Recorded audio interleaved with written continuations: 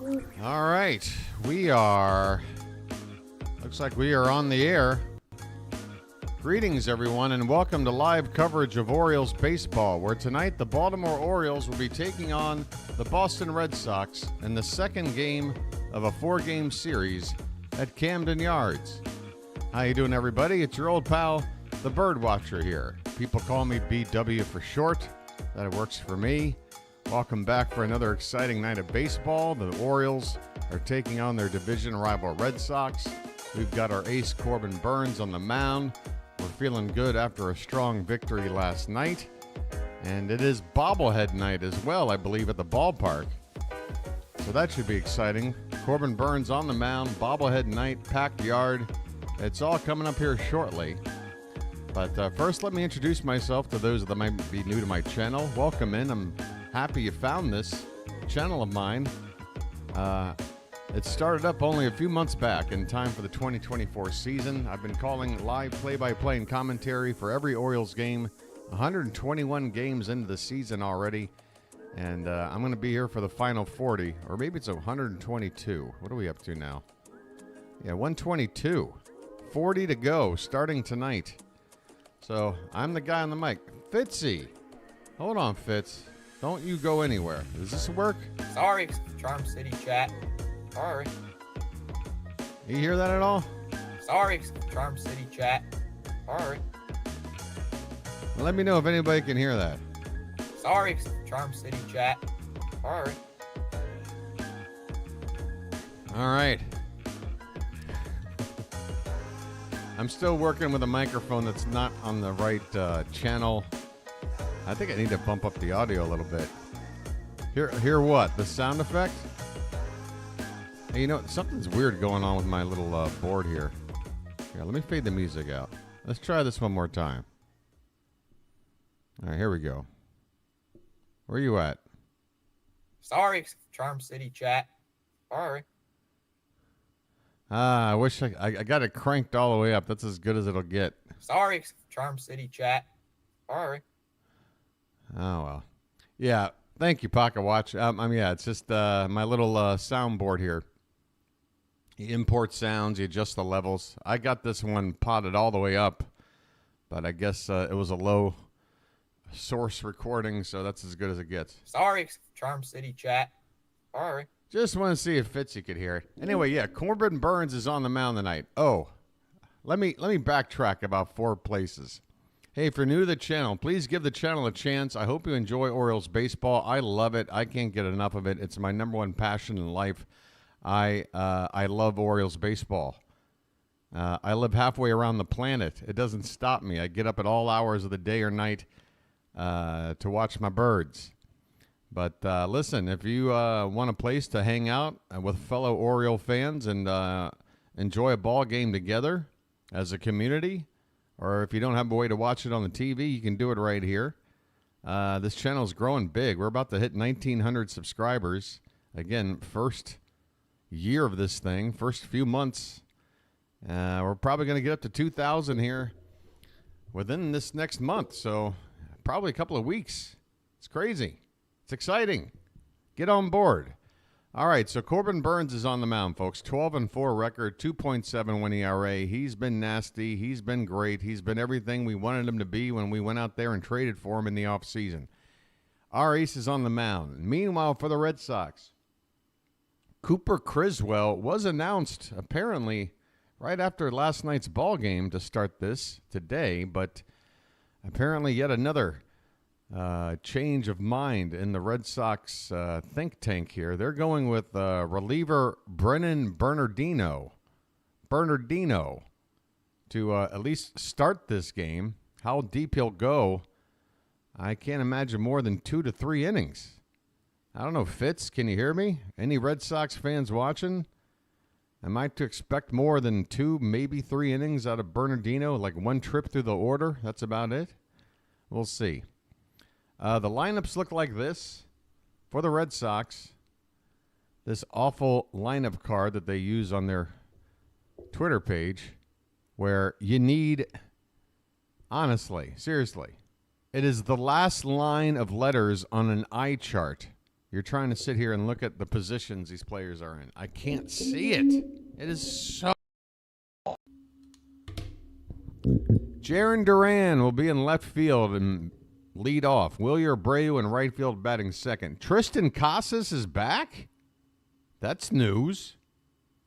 Tristan Casas is back, hitting in the 3 spot, playing first base. I had no idea he was on the verge of a return. Rafi Devers will be at third base hitting cleanup now. Connor Wong will bat fifth and be the catcher. Masataka Yoshida will be the DH and bat sixth. Nick Sogard, second base, will hit seventh. David Hamilton, shortstop, number 8 hitter. Cedane Rafaela will play center field and bat ninth. All right, I can rest my eyes. That is such an awful lineup card. What are they trying to do?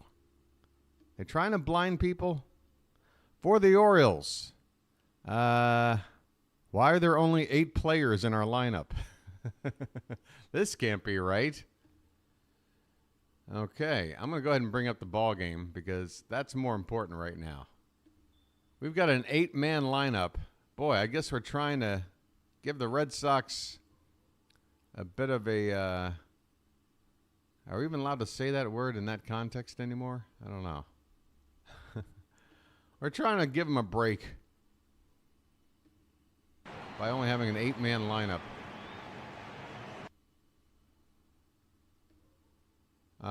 Let's check it out over here on the Twitter page. Oh, now my screen's just going black altogether. What? I don't need any weirdness tonight, okay? Just want to enjoy a ball game. Rutschman's been scratched. This just came in from Rock Kabatko seconds ago. Adley Rutschman has been scratched from the lineup. He was set to hit leadoff tonight. So that's really going to shake up the order. And that would explain why there was only 8 names in the lineup. Yahoo removed Rutschman, and no one has been replaced yet. So this is breaking news right now. Adley Rutschman, a late scratch. We don't know why. We hope he's okay. He's obviously integral to this team, and we're hoping that he's going to get out of his, I don't know, about month-long funk. But we'll sit back and wait on it. I got the game up. Charm City chat. Sorry. So sorry about that as we're waiting on the lineup. Sorry, Charm City chat. Sorry. Can anybody quote what this soundbite is saying right here? Like, can you even make it out? Sorry, Charm City chat. Sorry. Well, what happened there? Sorry, Charm City chat. Sorry.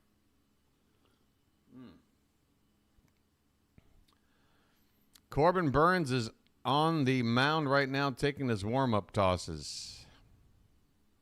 There you go. Dale can hear it. Yeah, that is my colleague, Thomas Fitzpatrick, who was on the call on his channel last night. He's a Red Sox fan. And right after Wilyer Abreu hit that home run in the 4th inning to make it 1-0 Boston, Fitz celebrated by going, Sorry, Charm City chat. Sorry. He's just like, hey, sorry, Charm City chat. Sorry. He called you guys out. How do you feel about that, Charm City chat? Fitzy gets his Sox a 1-0 lead. And the first thought in his mind was to turn to the camera and say, sorry, Charm City chat. Sorry. Ooh, boy, that must have hurt by the end of the ball game, huh? Hit the bricks, pal. You're done. Oh, well. You know what? I think I'm going to try to bump myself up here just a little bit. Mic auxiliary. I'm going to try to bump this up to like 9.5. Let me know if this blows your ears out, everybody. Hi, it's still me talking. Am I blowing your ears out? I hope not. It doesn't look like I should be. I might even try to 10. Everybody was telling me last night that I sound fine, but I think my volume is a little bit low. And the sound effects are louder than I am. I can go ahead and raise my volume a bit. I'm going to have to work on the sound effects thing later. All right. Corbin Burnes, it looks like he's ready to go. We just don't know what the Orioles lineup is yet. We really don't. Okay, there it is adjusted, sort of. We still only have 8 names, but Colton Cowser is now the leadoff hitter, apparently. Let's check the Orioles Twitter page one more time. As Corbin Burnes continues to warm up. Looks like there's a bit of an overall delay here with the start. Okay, here comes the first batter into the box. And there is your lineup for tonight. Colton Cowser will lead off, play left field. Anthony Santander will be in right field, batting second. Gunnar Henderson at shortstop, hitting third. Ryan Mountcastle, the cleanup hitter, at first base. Eloy Jimenez will DH and bat fifth. First pitch of the ball game, by the way, is fouled back by Jarren Duran. Jackson Holliday up in the 6th spot at second base. Ced Mullins will play center field, bat 7th. Ramon Arias is at third base, hitting 8th. And James McCann will be behind the plate, batting 9th. The 0-1 pitch to Duran has popped up and out of play. 0-2 the count. This is Corbin Burnes' bobblehead night tonight, right? Adley has lower back discomfort. Thank you, Stanley. Hopefully that's just a little nagging problem that will be fine tomorrow. This pitch is, that caught the corner, top of the zone, outside corner, but Burnes doesn't get the call. 1 ball, 2 strikes. Jarren Duran coming into today hitting .288. So once again, folks, Adley Rutschman a late scratch.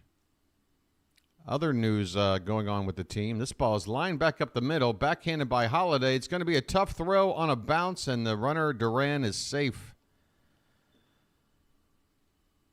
And I see a green number 7 on the side of Holliday's hat. Are we all wearing that? And what does it signify? I should probably know, right? I should probably know this. Duran beats out an infield hit. Of course, I'm seeing everybody's left side profile, so I can't see the right side of the hat. Here's Wilyer Abreu. Let me get you back on over here. They still haven't fixed this lineup card yet. And Abreu goes after the first pitch and drills it down into the right field corner for extra bases. Duran hits third base. He's coming home. Here comes the relay, and he will score. 2 batters into the ball game, and Corbin Burnes has given up a single and a double. And the Red Sox lead at 1-0. Yikes. Wilyer Abreu providing the offense for the Red Sox last night with that home run. He had a couple of hits. This ball was absolutely smacked. He jumped on it. 5 pitches into the ball game, and Corbin Burnes trails this 1-0. That was the 25th double of the season for Abreu. Here comes Tristan Casas for his first swings in forever. He's been on the DL for a long time. .244 average. And he takes a breaking ball in the dirt for ball 1.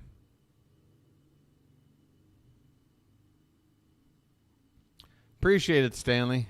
People are just getting here. We'll get those percentages up.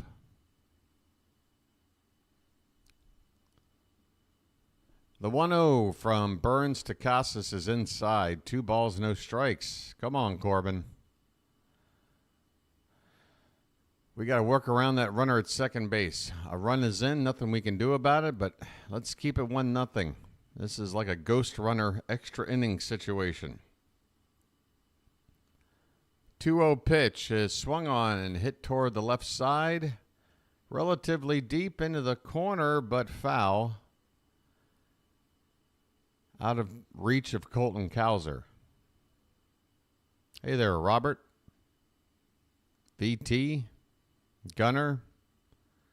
Hey to everybody there in the Charm City chat. I'm sorry I didn't have a chance to scroll through and say hi to everybody.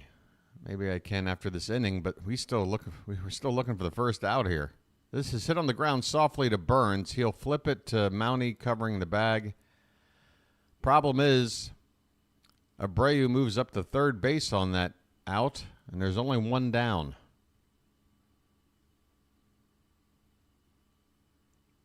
One nothing Red Sox. We're just getting started. Second game of a 4-game series. We certainly have the advantage on paper in terms of a pitching matchup, but this is baseball. As soon as you think something is automatic, you usually are humbled. Devers at the plate, the infield drawn in, and he goes after the first pitch, hits it shallow right, and if this infield was not, oh, that drops in. Oh, perfectly along the foul line. A fair ball for Devers, a bloop double down the right field foul line, and it's 2-0 Red Sox. My goodness. Corbin Burnes. Not often you see him get hit like this right out of the gate. Maybe he gives up that solo home run that he's used to, but back-to-back doubles in the first inning. Not normally his style.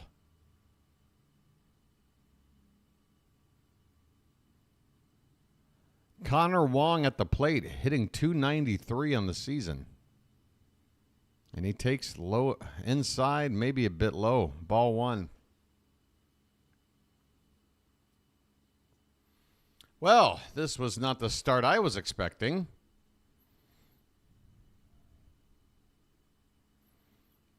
The 1-0 pitch. That one's lifted out of play. 1 ball, 1 strike. I feel like I just slurred there. 1 ball, 1 strike. I need more coffee.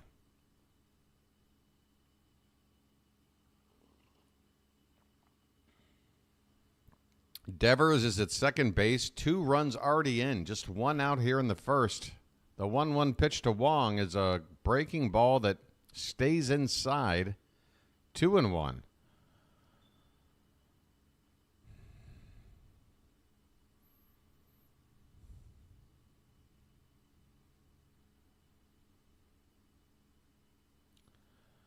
Here comes the 2-1. That swung on and missed. Nice cutter there, breaking just off the outside corner. And the count even up at 2-2.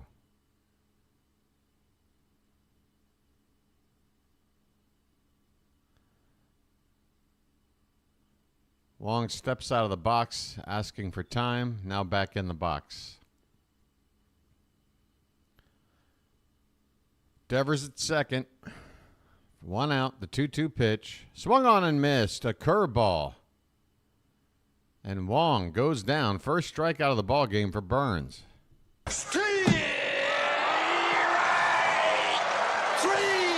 Well, y'all come back now, you hear? Well, hopefully that's the start of something good. Let's get one more out and let's figure it out from here. Masataka Yoshida, the batter. DH, left-handed hitter. First pitch to him is a curve low and in. Yoshida batting .284, 7 homers, 39 driven in. 1 for 3 in yesterday's ball game. The 1-0 is another curve. A lot of curveballs here in the first inning from Burnes. That one was outside. 2 balls, no strikes.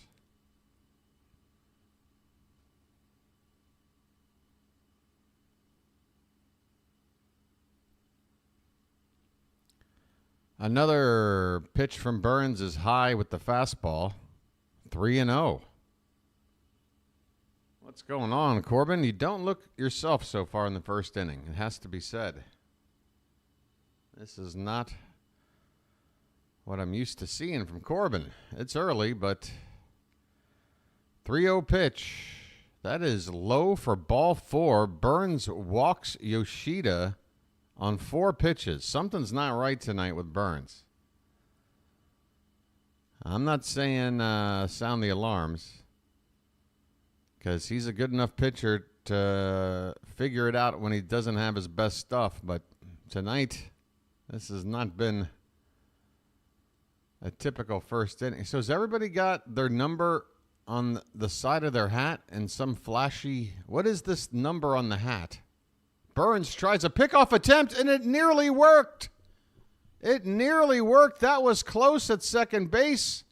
Freddie Gonzalez picks up the phone. Rafi Devers is still laying on the ground with his hand on the base. Oh, it looks like he did just sneak back in. Oh, Corbin Burnes nearly able to pick off a base runner. We know how ineffective he is at holding base runners on. That would have been the third out of the inning. All right. We've got another batter to get to here. First pitch swung on, fouled straight back to Nick Sogard. Sogard has not had a whole lot of playing time. 250 average, no homers, 6 RBI. Left-handed hitter.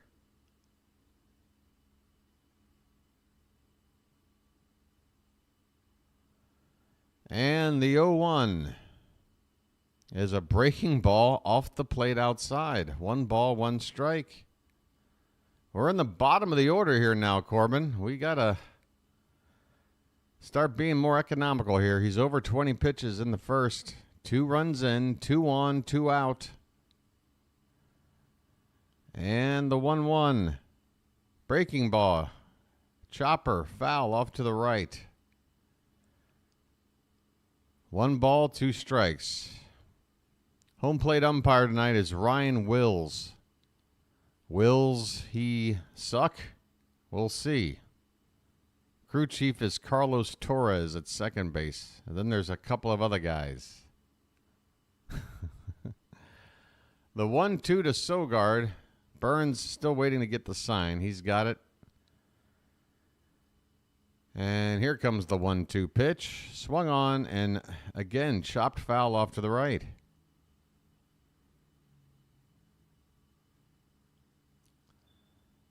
It's going to take at least 24 pitches for Burnes to get through the first.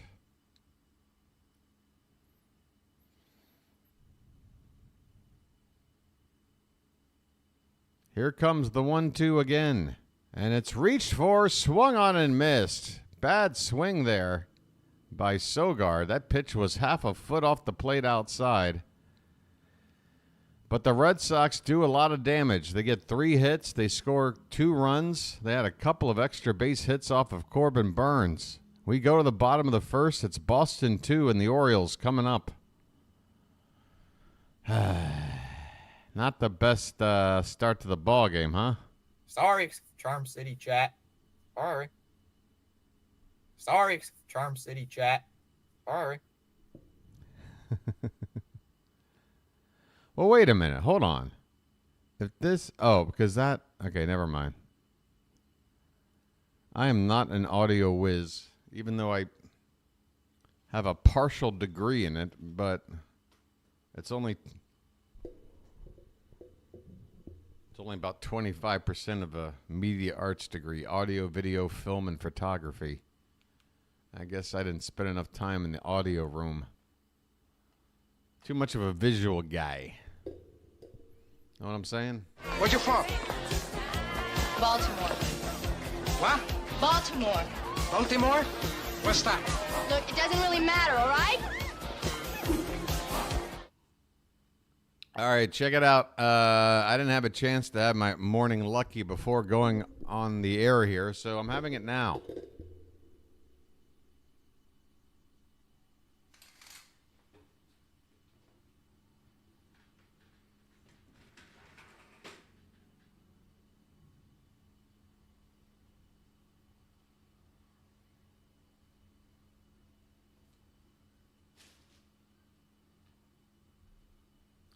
I might have lost my lighter.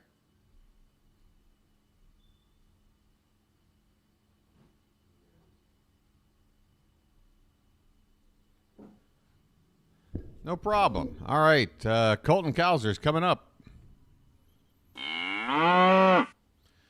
Brennan Bernardino. This guy's a reliever. What's he doing out here? He's your starter. He's made 2 starts this season. So it's not brand new territory for him, but I'm not expecting a whole lot here. 44 appearances. He's only gone 40 in the 3rd innings. So if that includes 2 starts, how deep were those starts? 2 innings? 3 at most? We got Colton Cowser, a.k.a. the Milkman. As a leadoff hitter this season, how's this grab you? He's hitting an even 300, and he's slugging over 500, 514. He is built to hit leadoff. First pitch to him is on the outside edge for a called strike. Bernardino, a lefty. And that might be part of the decision-making process when the Red Sox were trying to figure out who to use tonight.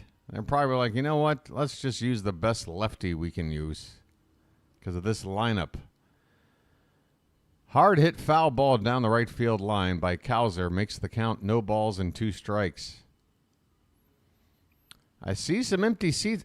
I'm sorry. I probably already asked Charm City Chat. Maybe you gave me a reply. Is this or is this not Corbin Burnes bobblehead night? Is tonight that night? It would make sense on the night he pitches.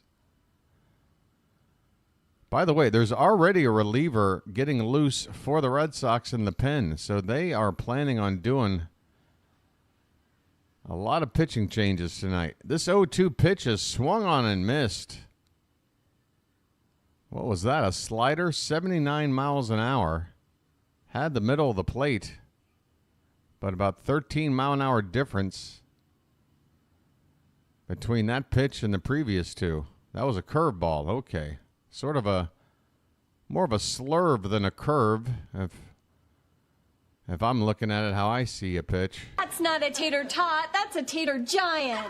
Anthony Santander at the plate. First pitch he swings at, fouls it back. Tony comes in tonight hitting .242.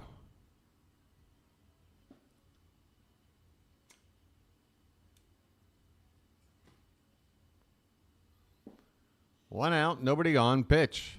Fouled again. 0-2 the count.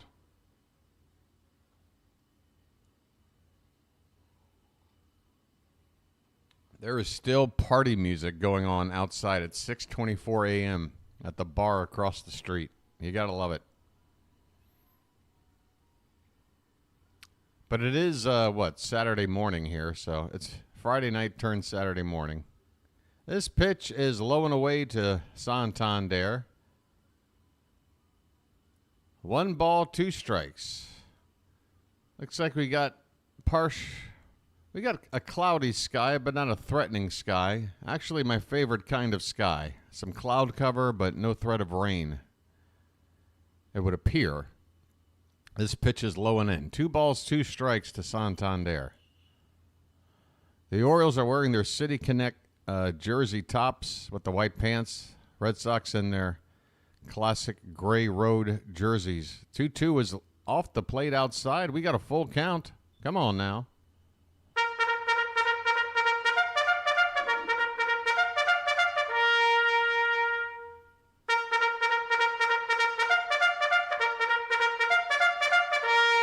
That's right. It's the double bugle. It's a double bugle, Charm City Chat. Let's go. Full count on Santander. Bernardino from the stretch. The pitch. Swung on, fouled away, and Tony's in the mood for another long AB. Man, Anthony Santander is like a fine wine. He's becoming a better hitter with age. He is a tough out. He might not have a high average, but he is not easy to get out. Full count still. It can be 1 or 2, Soren. I've heard it done both ways. This pitch is low and in, and that is ball 4. I'm walking here. I'm walking here. Usually, Soren, it probably comes down to time, just like for me. Like, if the sound effects guy at the ballpark knows they've got a little extra time, he'll probably hit that horn twice. But sometimes you only hear it once. Probably because they know they've only got a few seconds before they need to zip it. There's a game on. So I guess everybody's got a special number on their hat reflecting their jersey number. Gunnar Henderson at the plate. He takes a called strike. His name's Gunnar, and he's dating my mom. 289 average, 31 homers, 73 driven in. He was 2 for 4 with a home run last night. The 0-1 is swung on and fouled at the plate. No balls, 2 strikes.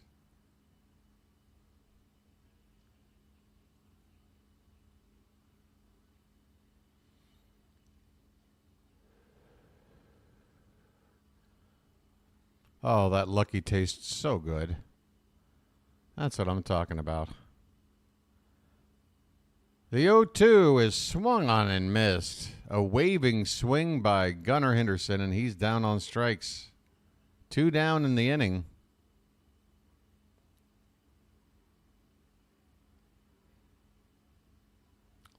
Now that was considered a curveball as well. And you know what? Is this just he's done. Wow.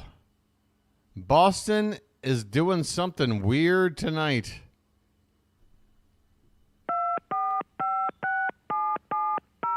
Something tells me Cora, the manager, spent the whole night like a dude from A Beautiful Mind trying to figure out exactly how to use his pitchers tonight. This is interesting. Bernardino, I knew he wasn't going to pitch long.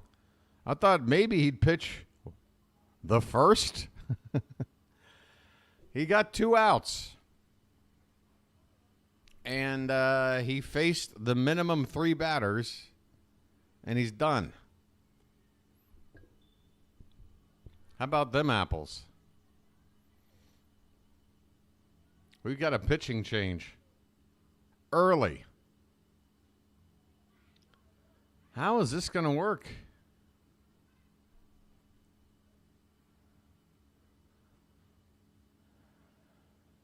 Ah, man, this better not work. This better not work.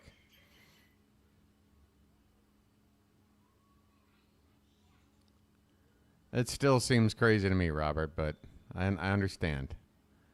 This situation is perfect for everybody to bring up the whole 6-inning thing again. I thought we talked about this has been talked about on Discord. This is talked about last night. I didn't think it would be this hot of a topic.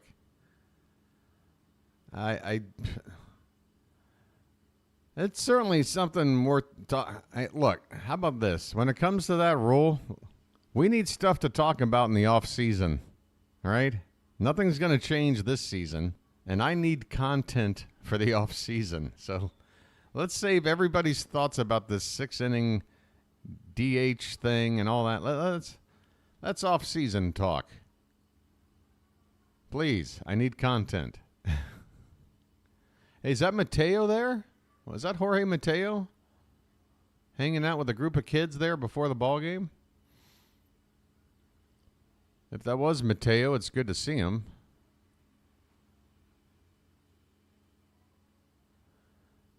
It is to real fans. What is?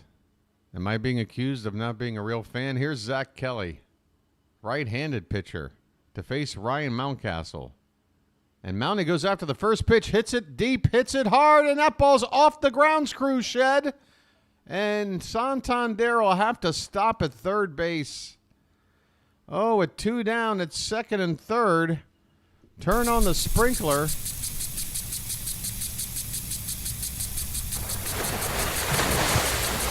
It's a 2-out double for Ryan Mountcastle, but unfortunately, we didn't have the best legs as the lead runner to score from first base.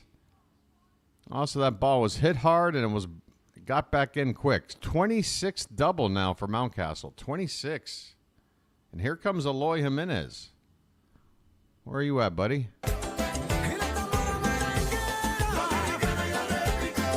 And he takes it looks like a slurve, a sweeping slider. Had the plate, but was low for ball 1. Eloy Jimenez, average at 260. Gotcha. Swing and a miss. Arribad. No worries there, Dale.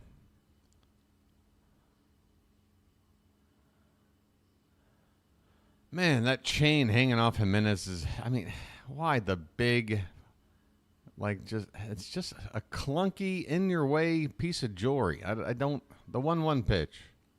Another one of those, they're calling it a slider. Man, that's got some nasty movement from Kelly. 2-1 the count. Second pitcher of the day for the Red Sox, and we're in the first inning, and they haven't given up a run yet. The 2-1 pitch is tapped foul at the plate. 2-2. Come on, Eloy.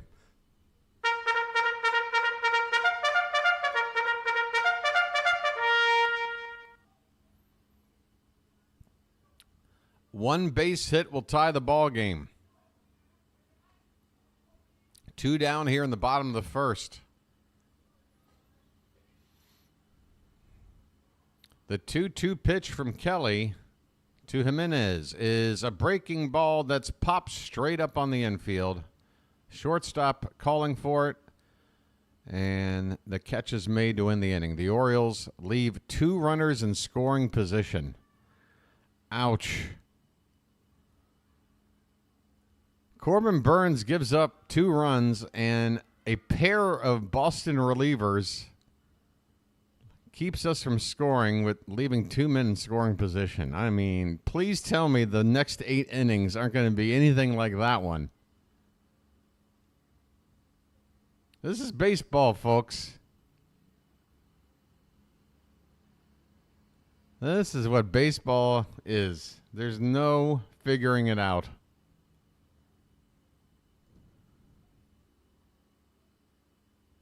Wow, Gunnar's leaving?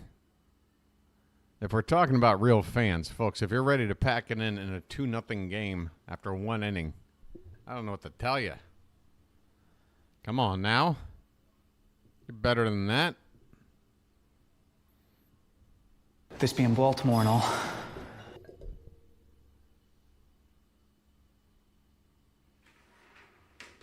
Great day in the morning.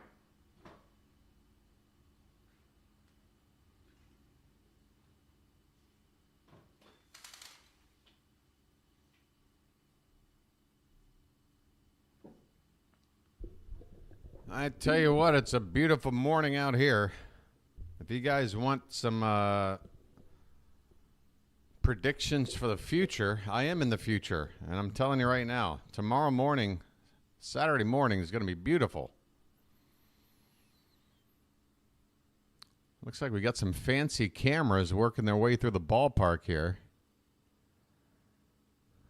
Is it on a drone? Is this a drone? It's got to be a drone camera. I don't want a drone flying around me, buzzing over my head, sitting in a seat.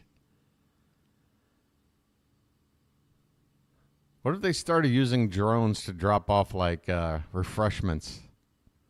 Just drones dropping Cracker Jack and bottles of beer. David Hamilton at the plate, and he shows bunt at strike 1. Hamilton batting .251, half a dozen homers, and 2 dozen RBI. You do the math. 0-1 pitch is fouled away. It's 0-2. Corbin Burnes looking to settle down after a rough first inning. He had to throw 24 pitches, gave up 2 runs on 3 hits, including a pair of doubles. The 0-2 to Hamilton. And that is just a protective swing. He got a piece to foul it off. Still no balls and 2 strikes.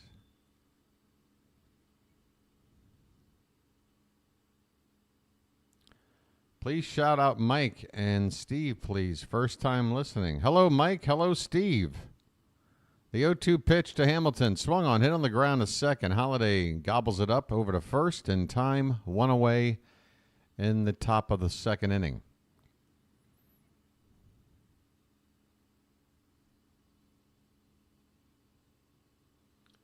Wow, the starting pitching for the Orioles in the last 6 starts, that includes 2 Eflin starts. They've all been great except for Trevor Rogers. That's the only bad outing in the mix. Here's a breaking ball up and in to who we got up here? Rafaela?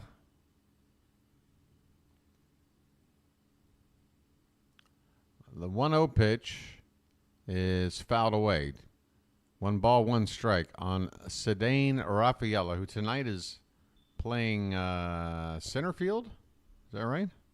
He's all over the place. He'll play shortstop. He'll play center. He is in center field tonight. This pitch is low and away. 2 balls, 1 strike. .265 average, 13 homers, 58 RBI. He had a pair of hits in last night's ball game. The 2-1 swung on a missed. That pitch broke off the plate, low and away. So another reliever. Well, now this is more likely I see what Boston's doing. This one is lifted to left. Going back is Colton Cowser, and he makes the catch. I tell you what, that's what range is. That's what range is. Colton Cowser on a dead sprint back to Baltimore chases down this deep fly ball from Rafaela. And look at his eyes. He just snared it, too. I mean, he caught that in the very end of the webbing. Colton Cowser. I'd like to see Juan Soto make that catch.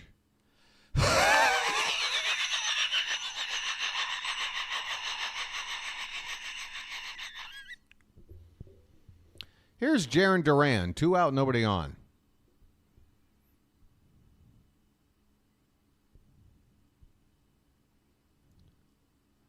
And the first pitch is, the first strike is in there. 1 ball, 1 strike.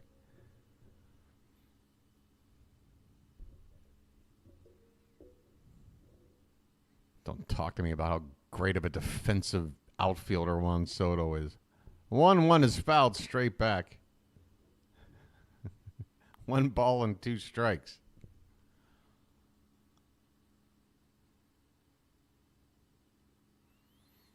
I'm trying to think, who was that outfielder that had one of the greatest arms you've ever seen? He threw out somebody in Colorado on the outfield track at third base from like a flat-footed position. I'm trying to remember that player's name. He played like in the aughts. I can't remember his name. Maybe somebody knows who I'm talking about. This one's hit on a line. That's down for a base hit. Duran is probably going to get 2 bases out of this. He's turning for second. Here comes the throw in, and it's late.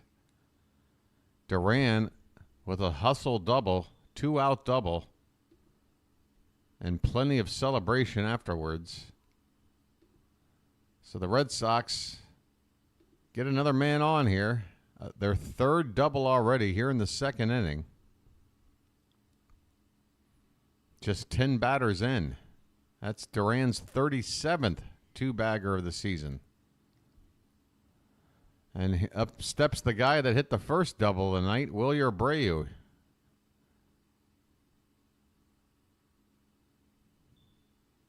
Two down, runner at second. The pitch up and away for ball 1. Oh, come on. Somebody must know this. God. Right-handed power hitter, corner outfielder, terrible defensively, but had just a great arm. Burnes steps off the mound, checks Duran back to second. And with 2 down, as much as I'd like to see Burnes control the run game, I'm not all that worried about Duran trying to take third with 2 down. Let's worry about the batter here. Popped up by Abreu and fouled back out of play. 1 ball, 1 strike. What is that guy's name? I'm going to have to look it up.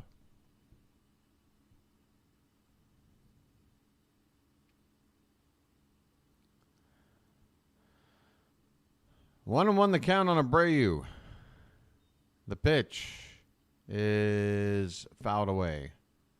Yeah, the guy I'm thinking of is a Latin American player.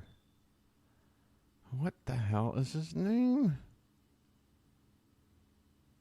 You can just tell by looking at him that he couldn't run fast. He was a power hitter. God, what was his name? But he had a crazy arm. Played for a few different teams. I'm going to have to figure it out during the break. It's killing me. We got 2 out here. Runner at second base. 1-2 the count on Abreu. 2-0 Red Sox in the top of the 2nd. The pitch from Burnes is reached for and fouled back. Still 1 ball, 2 strikes. Oh, it's on the tip of my tongue. It's driving me nuts. He even played for the Nationals, I want to say. I want to say he played for the Nats back in the early days of their existence. Oh, what was this dude's name? 1-2 Abreu was way off the plate by a foot. 2 balls, 2 strikes. Where's Bartman when I need him? Bartman always has these answers already. 2-2 pitch to Abreu. And Burnes steps off the rubber, looks Duran back to second base.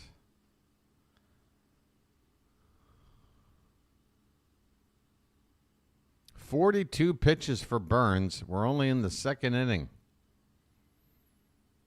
Here comes number 43, and it's swung on and missed. And hurry up and get that ball, McCann. It gets away. He throws to first, and it's just in time. My goodness, the ball got away toward the third base side of the plate, so McCann, running away from first base, had to recover and make a strong throw to first to complete the out. But it is a strikeout, and the inning is over.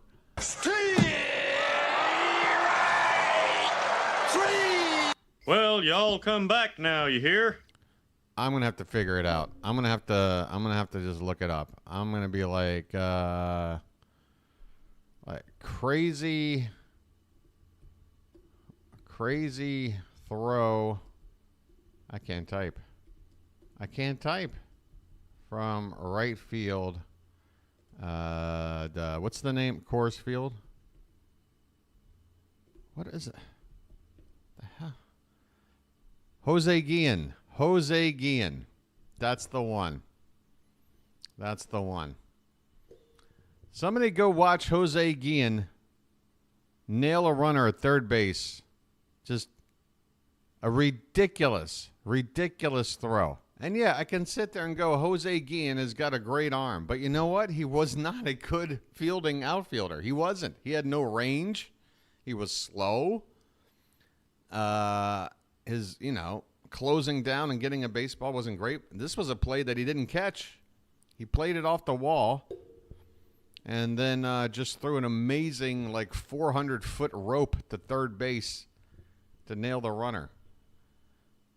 That doesn't exactly make you, a Gold Glove defender. I'm sorry, or even a more than average defensive outfielder. That's all I'm saying. BW missed player question. BW, how are you? Good, I hope. Hey, I'm good. Beltre, maybe? I was actually thinking of Beltre's name, but obviously Beltre played the infield. But he's kind of built like Beltre. Stocky guy, not too fast. Power bat, strong arm. Cooper Criswell is on the pitch. This was the guy that the Red Sox announced right after the ballgame last night, but I see what they're doing here. They decided to use a couple of relievers to get through that first part of the order. And Jackson Holliday on the first pitch to him pops it up and just out of the reach of the catcher Wong, who stuck his glove into the Red Sox dugout area. That ball just dropped out of reach. Holliday at the plate right now. So that's the idea for Boston. Expect Criswell to stay out here for the second inning, third inning, fourth inning, fifth inning. And then after that, we'll see. But I would say 4 innings from Criswell. But instead of starting him right out of the gate, they're saying, well, let's play matchups first time through the order. And then go to him when the bottom of the order is up. Holliday fouls this pitch at the plate. 1 ball, 2 strikes. So I can't argue with this plan from Boston. So far, it's working. We'll see.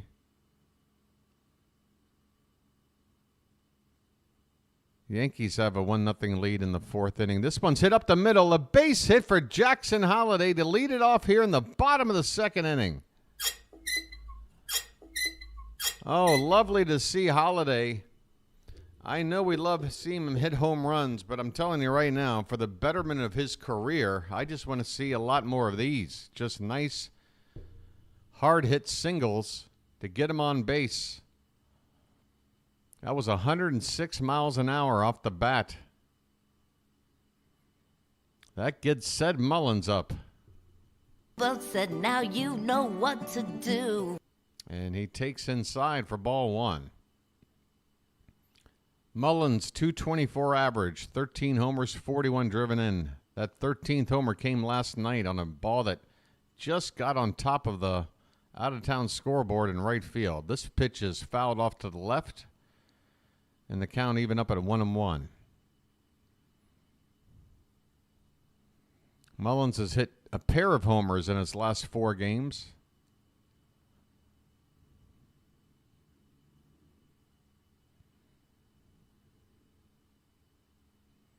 The 1-1 pitch is upstairs. 2 balls, 1 strike. Runner at first, nobody out. The Orioles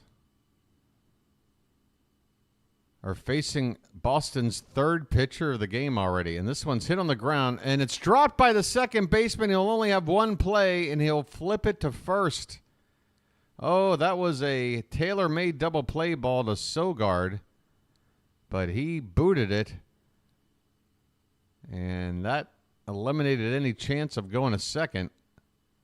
I only had enough time to recover and flip it to first. So Mullins is retired. Holiday moves into scoring position with 1 out. And that should bring up James McCann. Tough guy. Thinks he's a tough guy. Who was added to the lineup. I'm sorry, it's not McCann. It's Ramon Arias. Excuse me. We've got 2 righties at the bottom of the order tonight. I have a brother. Adley Rutschman was a late scratch. Ramon Arias batting 8th tonight, and McCann batting 9th. They both hit in those spots last night to very little success. Arias last night 0 for 3 with a pair of strikeouts.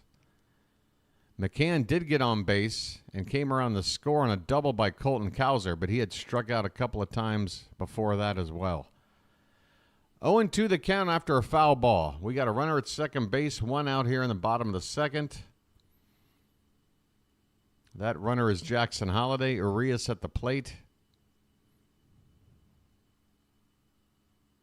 Hey there, Bill. I'm doing all right. Sogard is usually very good. Has he been hurt? Because he hasn't had a whole lot of playing time. The 0-2 pitch is off the plate, low and away. 1 ball, 2 strikes. Ah, your nephew went to school. Nice. Was that like grade school or university or? This one's hit to the left side, and it's going to get down. And coming around third, coming in to score, the play at the plate, he is safe. Jackson Holiday comes in to score on an RBI single from Ramon. I have a brother. And the Orioles have got a run on the board. It's 2-1. Nice slide by Holiday. He got that hand in there before the tag. He knew what to do. Good slide by Jackson. Going to the other side of the plate. Getting that hand in there with the oven mitt. So Arias now at first base with 1 out. 2-1 now. Where's my thing? It's magic. You know. It's magic. Up steps James McCann. Tough guy. Thinks he's a tough guy. He again went 1 for 3 last night. A couple of strikeouts and then a hit. Came around the score from first on a double. He takes a called strike here. 0-1 the count. 1 out. Arias at first. McCann's average at .219. 0-1 is laid off on a pitch that broke off the plate outside. 1-1.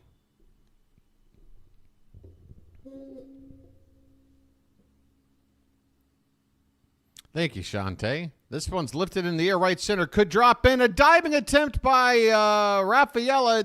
Catch not made. Arias, with a good read, will go first to third. The Orioles have something cooking. The tying run 90 feet away with only 1 out. Splash it up.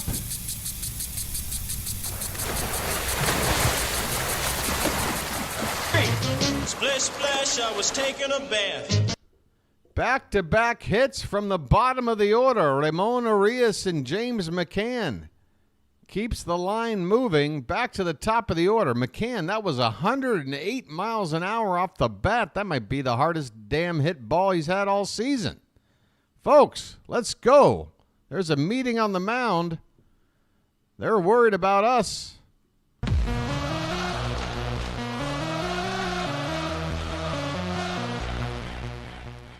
Boston's talking it over. Let me have a Diablo sandwich, a Dr. Pepper. Make it fast. I'm in a goddamn hurry. It's Arias at third, McCann at first, and Colton Cowser will be due up next to face the righty Criswell. Tying run 90 feet away with only one out. We've got to get the job done here. This is called situational hitting.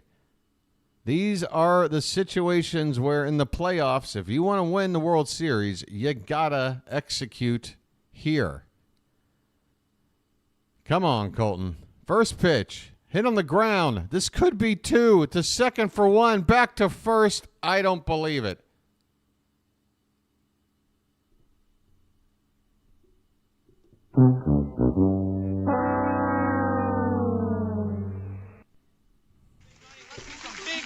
Big buck. Stop it all. Big buck. Stop it all.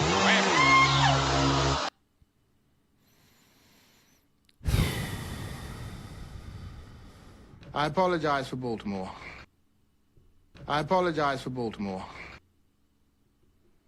Damn. Cowser. God. How.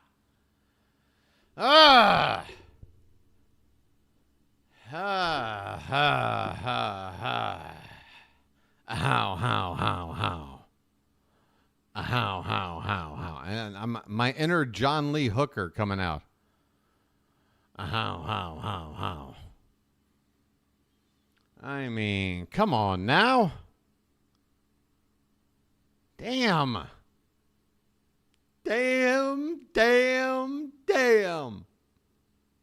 James. You had a runner at third with less than 2 out. James.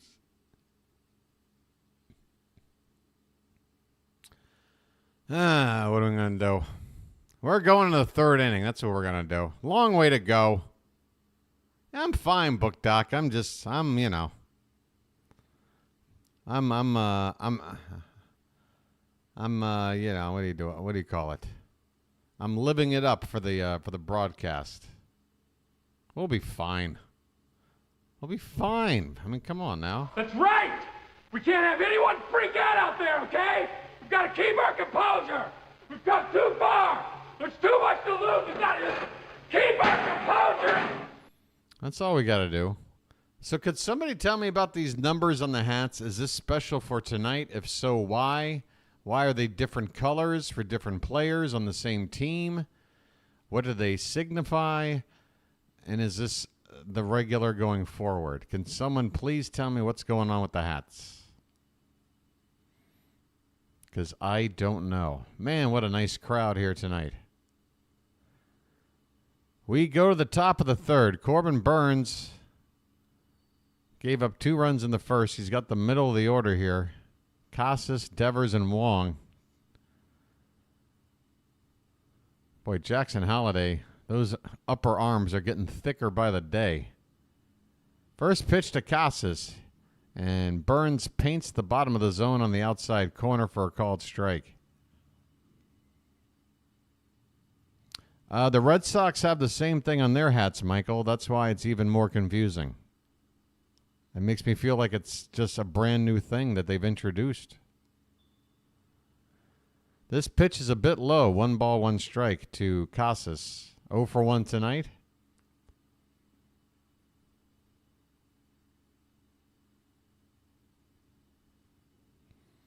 And the 1-1. Breaking ball low and in. Mostly low. A little bit in. 2 balls, 1 strike.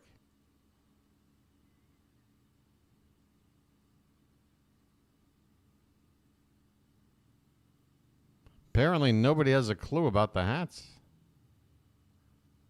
Yeah, when I first saw the first number, it was 7 on Holiday. And I'm like, well, that's his number. But I'm like, is there somebody else with a number 7 that they're honoring? But then I look at Gunnar's hat, and he's got a 2. Everybody's wearing their own number, so it's not in honor of anybody. The 3-1 pitch to Casas is hit on the ground, and past Holiday into right center field for a base hit. Leadoff single for the Red Sox. Corbin Burnes still looking for his first 1-2-3 inning. Folks, come on out tomorrow for your Milkman shirt. I want that. I really want that. I want that shirt. Come on, somebody. Hook up BW. Have a heart. Really, of all the giveaways, that's the one I want. I take an XL. Come on, hook me up. Here's Rafi Devers. First pitch. Swung on, foul back. Devers had an RBI double his first time up. A bloop down the right field line.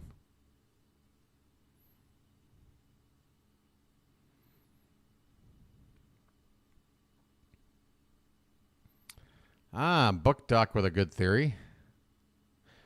Well, it does definitely make it a quicker, like when the hats are just thrown around and you got to go get your hat, instead of like looking inside the bill or whatever, you can just see that number right there on the outside. That makes it easier to ID, I guess. Devers takes a called strike. He doesn't like it, but that was in the outside corner, top of the zone. That was a strike. Devers' bat, by the way, looks like a red Crayola crayon. It is a very interesting bat. The 0-2 pitch is in the dirt. Good job by McCann to keep that pitch from getting away with the runner at first base. 1-2 the count on Devers. Burnes over 50 pitches now. He's only gotten 6 outs. There's nobody out in the third. It's called Players Weekend. Okay. So all weekend long, they have a number on their hat. Is there anything else involved with this observational event, whatever the hell we call this thing? This pitch is fouled away. 1 ball, 2 strikes.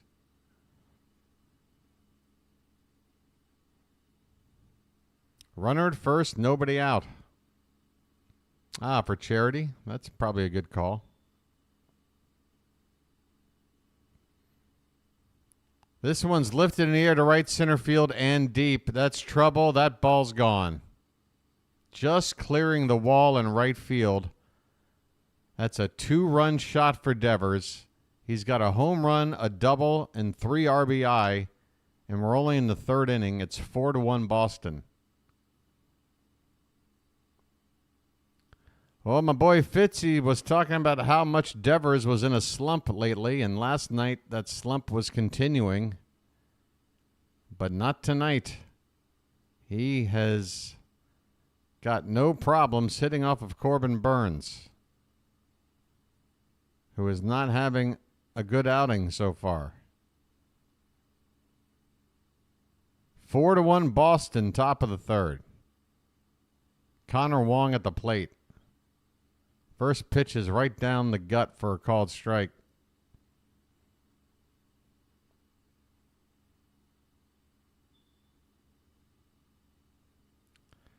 Wong struck out his first time up. This pitch is just on the inside edge. Called strike 2. 0-2 on Wong.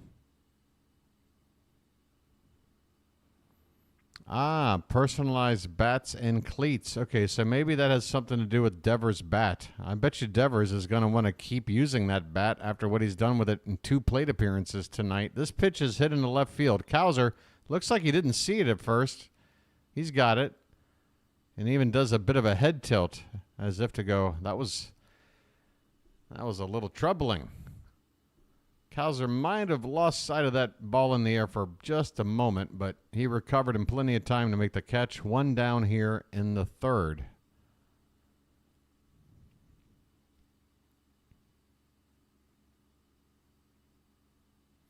Are they going to share player stories with us?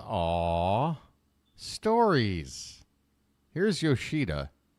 That's a line drive base hit left field. Yoshida going the other way. And now he's aboard with 1 out. Corbin Burnes is not too hard to figure out tonight, folks.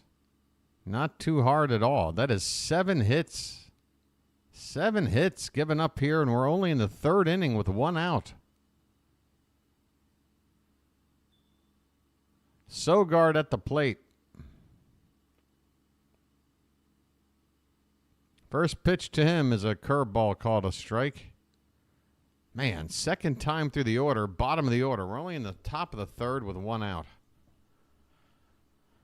As part of this year's celebration, each player's uniform number will be worn on the right side of their cap with a youthful design. Caps will otherwise look the same. All right, this pitch is fouled away. 0-2 on Sogard. What about my hat? Which, by the way, I might need to put this hat on like in a couple of minutes. Story time with the BirdWatcher for the off-season content. Okay. So there was this one time in band camp. The 0-2 to Sogard is swung on and missed. A 3-pitch strikeout for Burnes. My goodness.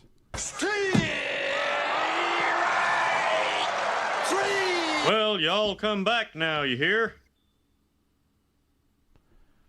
Folks, I know Burnes hasn't looked great tonight. I know we're down by 3 runs in a game where you look at the pitching matchup and you're going, how the hell are we down 4-1? We ought to be up 4-1. Well, I'm weirdly not all that worried about it yet.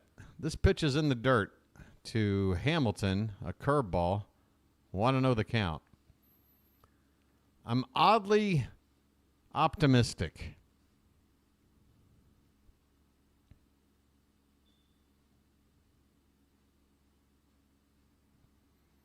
The 1-0 to Hamilton is swung on and missed. 1 ball, 1 strike.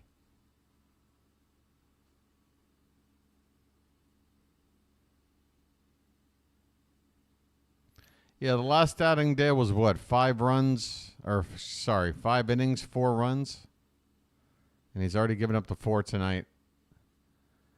Yeah, but I would say the last start, he still looked more regular Burnesy. Tonight's the first night where I've really seen him look off all season long. This is a check swing off the plate, and he went around. Hamilton now with a count of 1 ball and 2 strikes. 1 more strike to get out of the 3rd. Burnes is not going to go long tonight. This will be pitch number 64. He's averaging 22 pitches per inning or thereabouts. This one's low, so we'll have another pitch. 2-2 the count. Hang in there, Chilo. Better now than, he's got another, 6 starts after this? 40 games? More than that. 7 starts at least. That's plenty of time to get back into normal Burnes mode.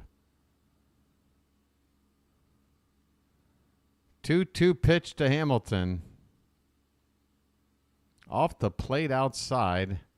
And he's run the count full on the number 8 hitter, who's 0 for 1 tonight. Burnes, 65 pitches, man.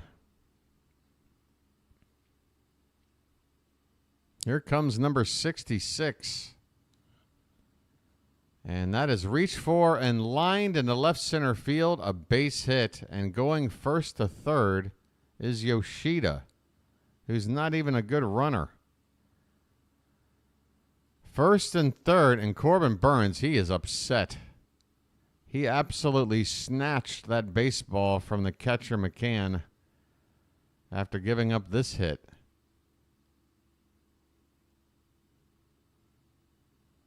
That is 8 hits. We are in the 3rd inning.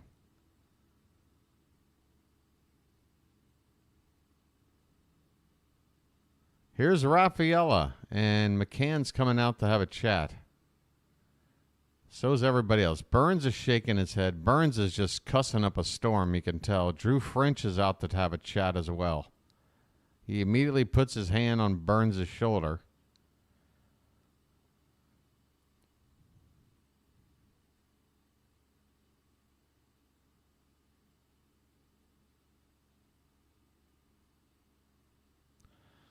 We're just going to have a little bit of a wait. I need another Lucky Man, or I need some coffee. I don't know what I need. I need something.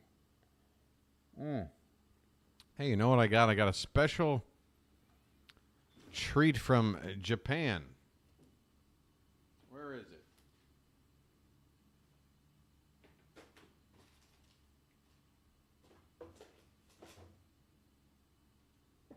Oh, I forgot. I woke up in the middle of the night and I ate it.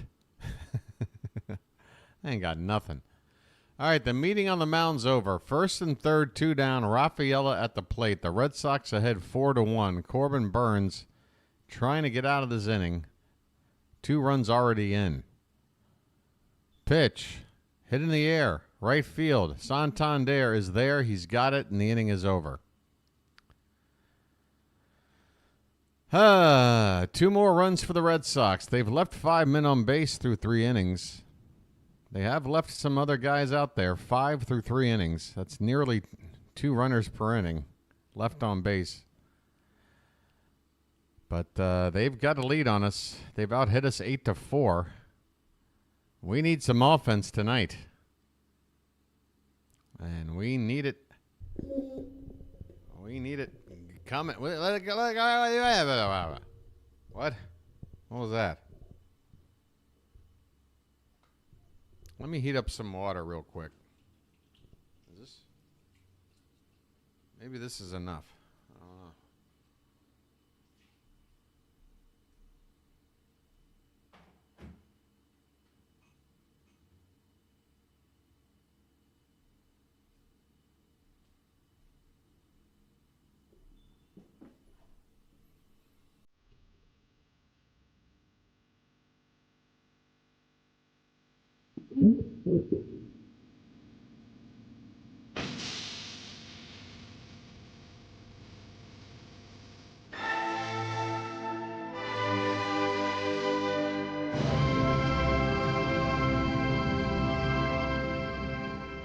All right.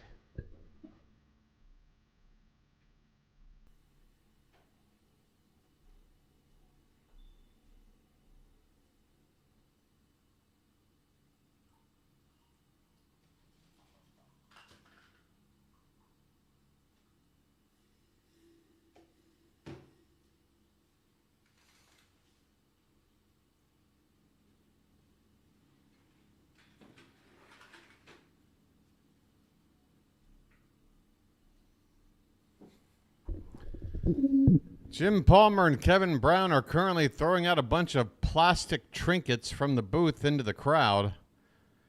It looks like just something that's going to be floating in an ocean a month from now. Here we go. Anthony Santander at the plate.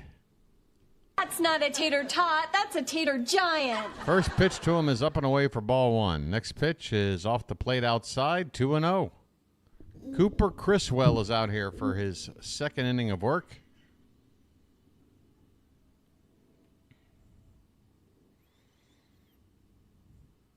The 2-0 to Tony. Taken on the outside corner at the knees for a strike. Tony was right to lay off that strike. It was a tough pitch.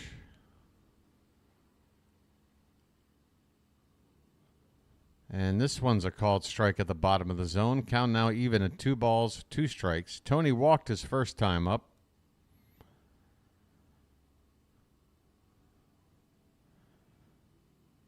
Two is outside. Full count. Full count.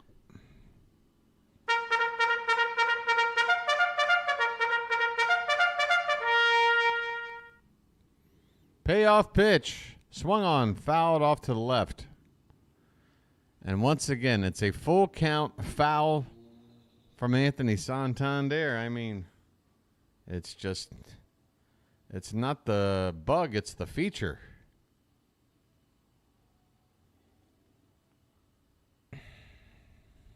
Another payoff pitch. That one's up and in under the hands. He pops it straight up. The catcher, Wong, with the mask off, makes the catch in fair ground. And Santander pops straight up for the first out here in the bottom of the third.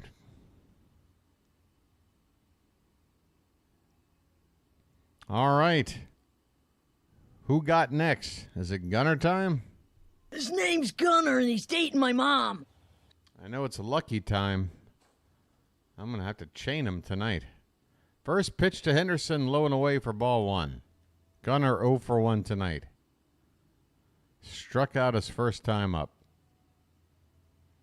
And this one's lifted in the air, right field. Oh, he got under it. Oh, it's going to be an easy out. Oh, doctor off the bat. I was getting excited.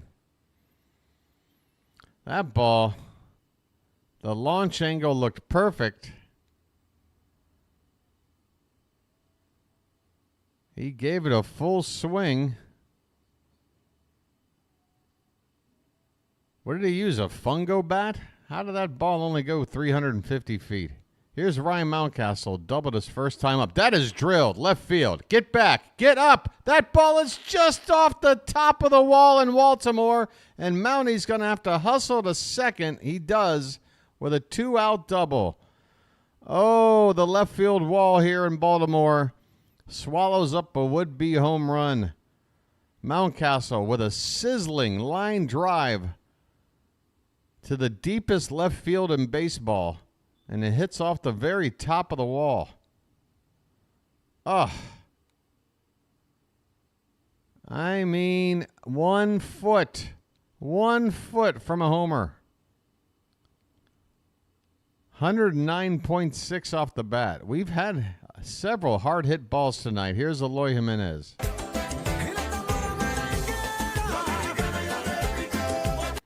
And he looks at a pitch on the inside corner for a strike. So we had second and third stranded in the last inning. Now we had a home run that was a foot away. This pitch is off the plate. 1 ball, 1 strike. We just need some luck at this point. Right now, what I'm seeing is some bad luck. Burnes is having a bad night, but we've also had some bad luck.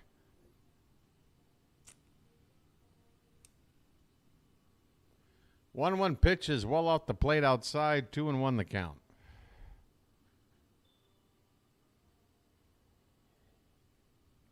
It is 4-1 Red Sox in the bottom of the third. The Orioles at the plate with a runner at second. 2 down. The 2-1 Jimenez check swing off the plate outside. 3-1. 3-1.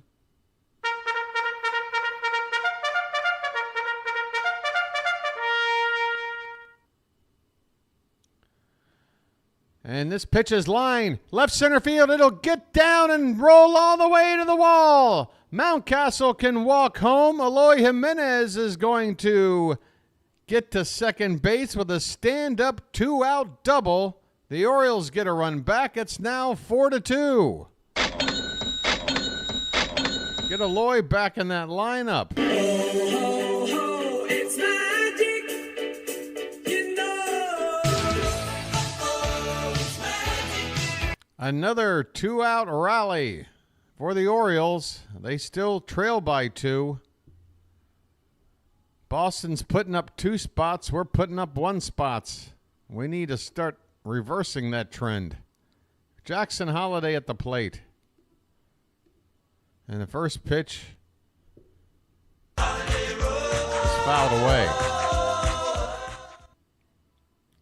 0-1 Holiday. Swung on. That's lifted. Does it have the height? Does it have the height? It is off the top of the wall, and Abreu falls down. How far can Jackson run? He's going to third, and he's in there standing with an RBI triple. Get in. It's a triple for Holiday. 3 is a magic number. Yes, it is. Holy cow. It's magic, you know. It's magic. Splash it up, everybody. Boston 4, Baltimore 3. Here's Ced Mullins. 2 down, tying run 90 feet away. Well said, now you know what to do.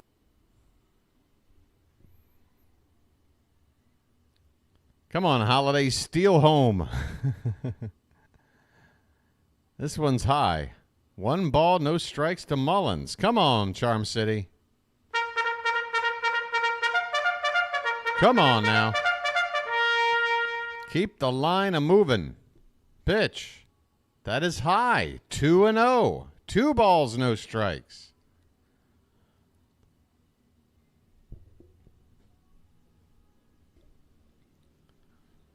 Criswell in 35 pitches. Here it comes. That one's in there for a strike. Mullins taking all the way. 2-1 the count.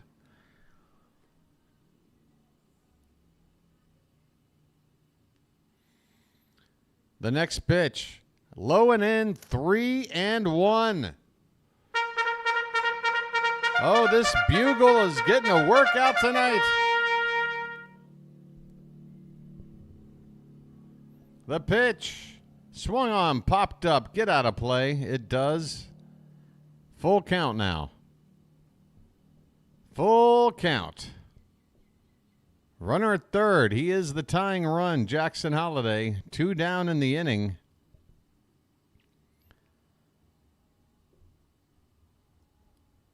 The pitch. Swung on, pop foul again.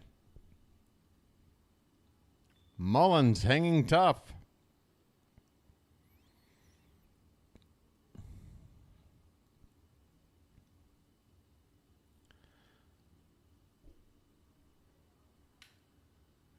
Here comes the payoff, and it's up and away, ball 4. I'm walking here. I'm walking here. And here comes the pitching coach. The Orioles have gotten to Criswell here in the 3rd inning. 2 runs have scored, and they've got runners at the corners right now with 2 down. Ramon Arias is due up next. He's already got an RBI knock tonight.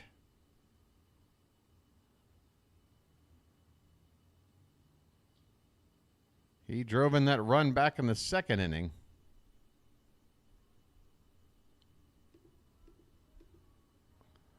I have that right? Yeah, Arias scored Holiday. So Arias has a chance to drive in Holiday again.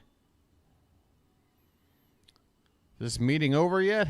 Let me have a Diablo sandwich, a Dr. Pepper. Make it fast. I'm in a goddamn hurry. All right, here comes Ramon. I have a brother.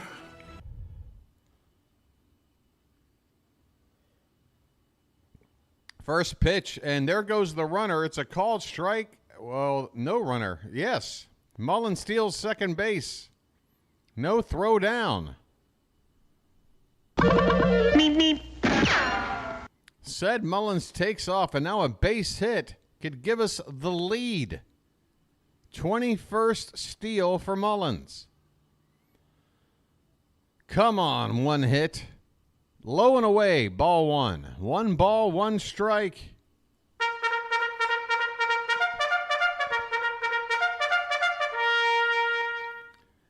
Gibney, if we've had this much luck while you've been out of the room, could you please just walk out again for a minute? The 1-1. Low and away, 2-1. That was not close. No offense, Gibney, but if it's working, help us out. Go back to the kitchen.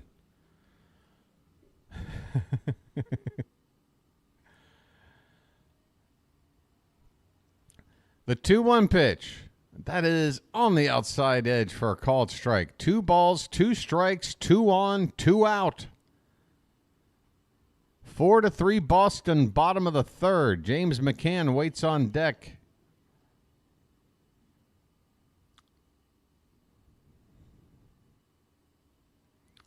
Criswell from the stretch. The pitch. Way outside. Ball 3.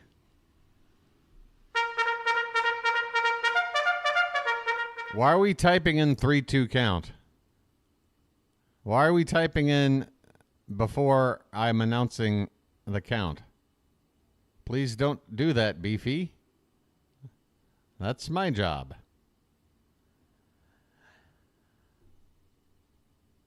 Full count now. Payoff pitch. Swung on, popped foul out of play. We'll do it again.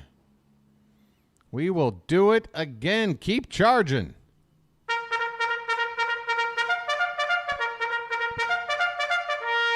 Come on, Calvary. Let's go. Lock in, Ramon. Lock in. Payoff. Way off the plate, and it gets past all the way to the backstop, and the tying run will score. Holiday breezes past home plate, and we've got a tie ball game. Oh, doctor. It's magic, you know. It's magic. On a full count, a payoff pitch is wild. Urias walks. Let's give him credit. I'm walking here. I'm walking here. And Holiday scores on the wild pitch. Also moving up to third base is said Mullins. First and third again now, 2 down with a tie ball game. It's baseball, folks. How do you like it? How have we been doing since I put on the hat? How about that? Anybody care to update me on how we've been doing since I put on the hat? Here's James McCann. He lays off a pitch low and away for ball 1. Tough guy. Thinks he's a tough guy. McCann has a base hit tonight.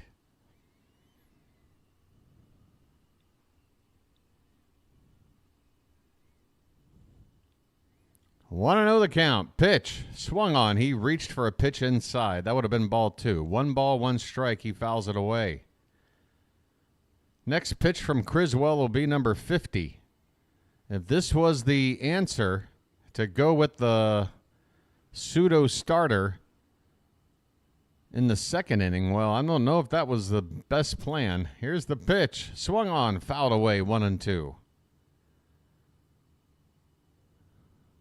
Criswell has been the most ineffective pitcher of the bunch, and he's being asked to do most of the heavy lifting here in the early innings. 1-2 the count on McCann. The pitch. Swung on and missed. McCann goes down swinging, and the inning is over. But the Orioles. Oh, what a rally right here. Eloy Jimenez. Jackson Holiday. Said Mullins. Ramon Urias, all involved in a 3-run rally. We go now to the 4th, tied at 4. What's shaking, Charm City chat? What's shaking, Charm City chat? Is that rain? Uh-oh.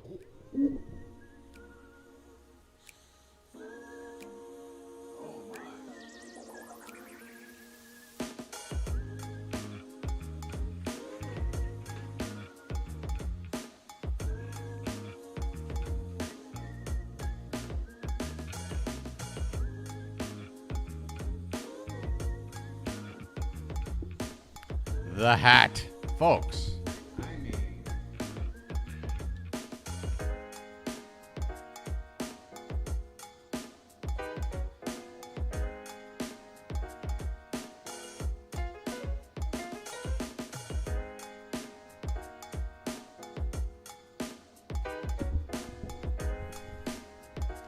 The hat is back.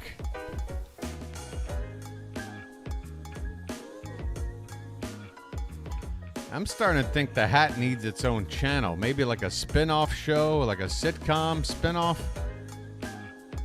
We can just get somebody to partner up with him. How about a show like Larry and the Hat? Coming this fall on CBS. It's a good cop, bad cop story. Larry and the Hat. I don't know why I always go to Larry for my made-up name for anything. There's just something about the name Larry. All right. The Red Sox have the top of their order up. It's time for Corbin Burnes to lock in here and give us a couple of good innings. We've got this game squared up, but it's the top of the order for Boston here. Burnes, again, has given up 8 hits through the first 3 innings. He's got to settle down now. Now's the time.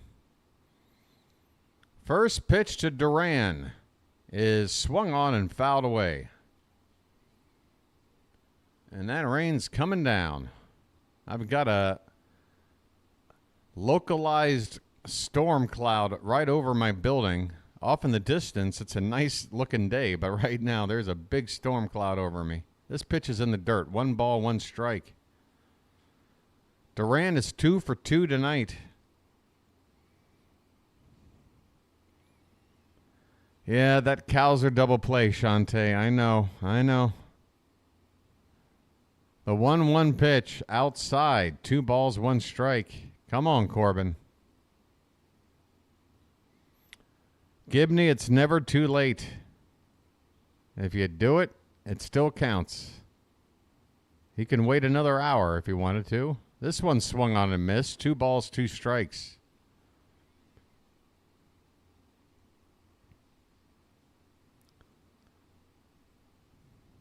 Corbin Burnes is doing a lot of fidgeting out there.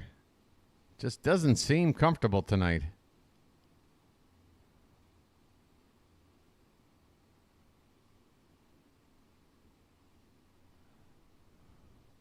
The 2-2 pitch is low for ball 3. Burnes works the count full. He really can't afford to go deep into counts at this stage of the game.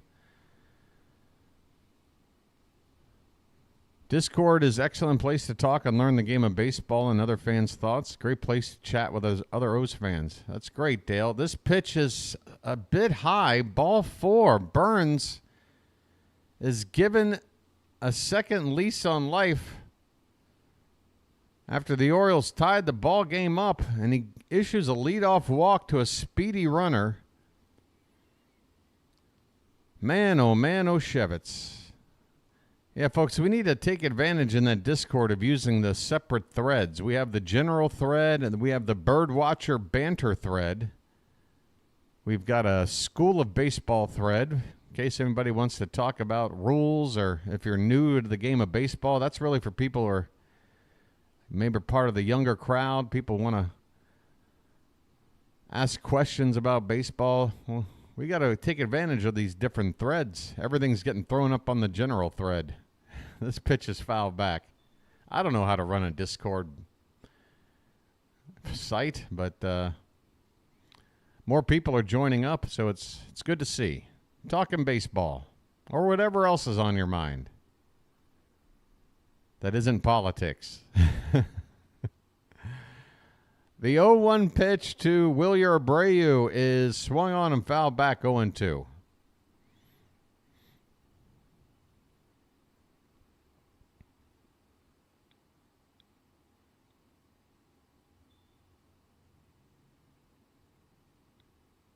Oh, and 2 the count.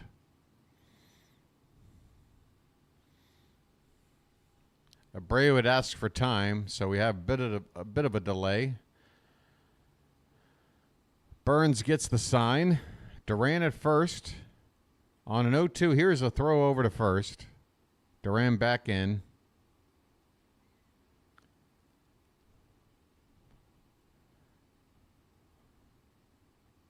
Have the Red Sox stolen a base off of us yet tonight? I know I'm setting myself up for...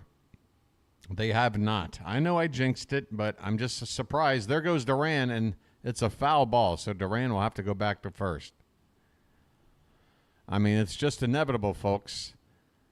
If you're going to get anybody with any amount of speed on the bases against Burnes, you're going to run them.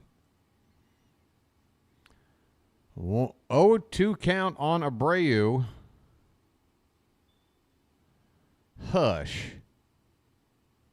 It's hard for me to hush. I got the microphone. This pitch is in the dirt, and it rolls away from McCann, and Duran is going to move up to second base. So that's a wild pitch. And now the go-ahead run is at second base with nobody out, with Abreu, Casas, and Devers all due up. Burnes has got to dig down deep here if he wants to keep this ball game tied. 1-2 count on Abreu. And the pitch is swung on and missed. He chased one in the dirt. McCann applies the tag and a strikeout of Abreu.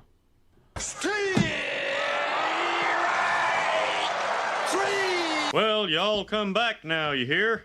And that is a huge strikeout because Duran stays at second base with one out. He does not get to third with only one out. Here's Tristan Casas, 1 for 2 tonight. And the first pitch to him is a curveball over the plate but low for ball 1.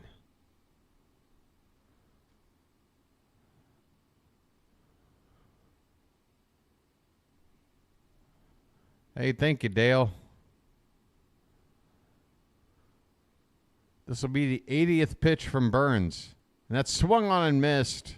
89 at the bottom of the zone. Burnes threw 24 pitches in the first, 19 in the second, 24 more in the third, and so far 13 here in the fourth with only one out. It has been laborious for Corbin Burnes tonight.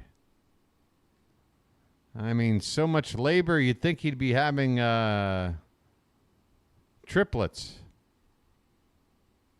or something.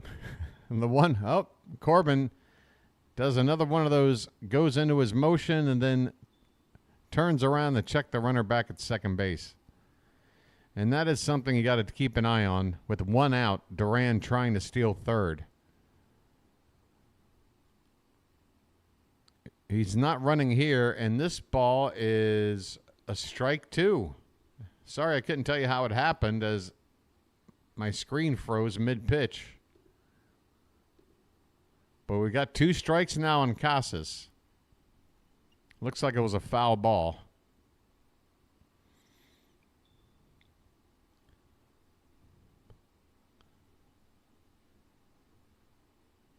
Four to 4 ball game in the top of the fourth. This game is going to go on for a while, huh? 1-2 pitch to Casas. Is on the outside corner. Called strike 3. Well, y'all come back now, you hear? There you go. There you go, Corbin. That ball was painted 96 on the outside edge. 2 down in the inning. Here comes Drew French to have another chat. And I think this chat is to say, well, we got a tie ball game. And Rafi Devers is coming up. He's already hit a double and a home run tonight. First base is open. How about we not pitch to him and we go after the next guy? That would be what I'd be saying. Again, folks, how many times this season do we have to watch the number 3 hitter, the best hitter, or number 4 hitter, whatever? Jose Ramirez. Jazz Chisholm did it to us. Who else? I mean, I'm not saying Connor Wong is an easy out, but he is a right-handed batter with not as much power as Devers.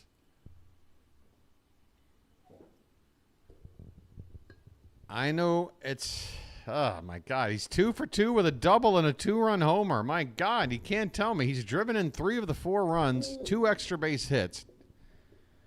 Here we go. First pitch to Devers is off the plate outside, not close. So if we're not going to just put him on, maybe Burnes is just going to pitch around.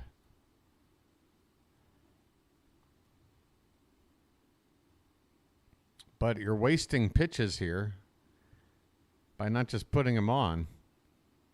That one's in the dirt, and it gets away, and that's going to allow the runner to move up to third.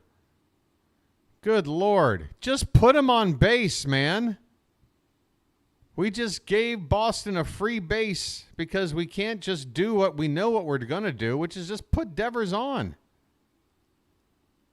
What are we doing? Come on. Just throw up 4 fingers and let's move on here. 2-0 the count on Devers.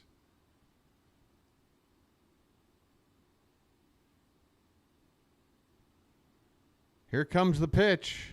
That's a curveball. It's in there for a strike. We're pitching to him.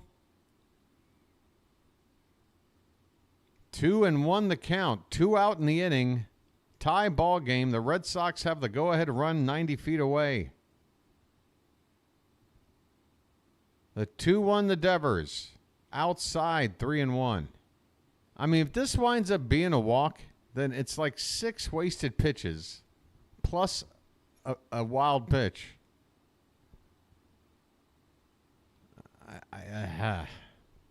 Let's see what happens on 3-1. And that one's low for ball 4. I mean, I don't get it. I don't get it. I don't get it.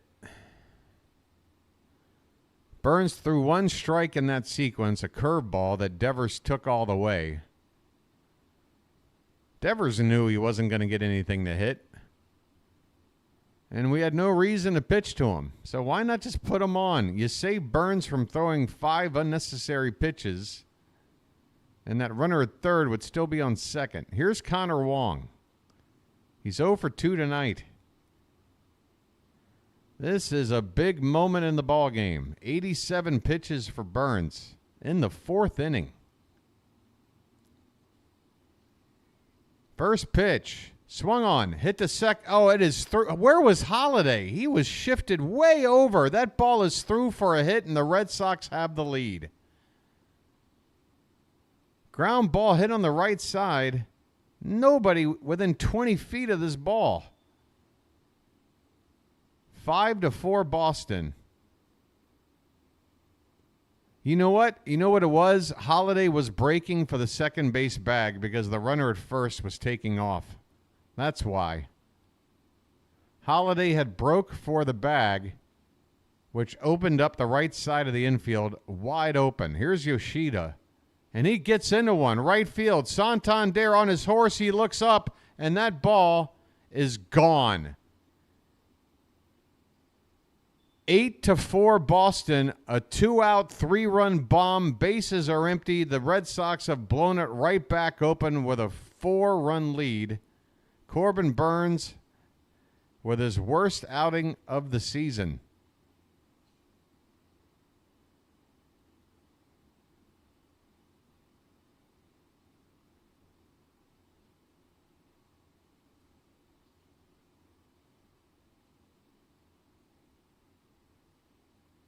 That ball just snuck out of here. First row above the grounds crew shed. Called strike here. Burnes is still out there. He's given up 8 runs. He's thrown 90 pitches. Is anybody getting loose?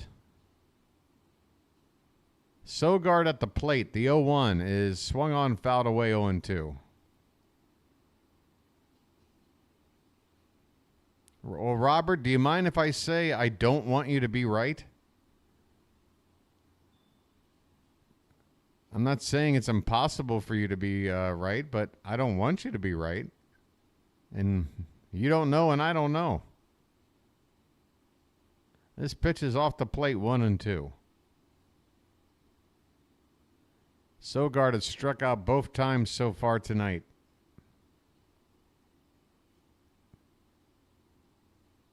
This is low. 2 balls, 2 strikes.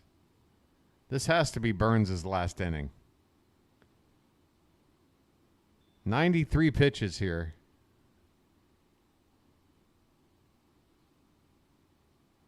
2-2 pitch. Swung on. Tapped foul off to the right.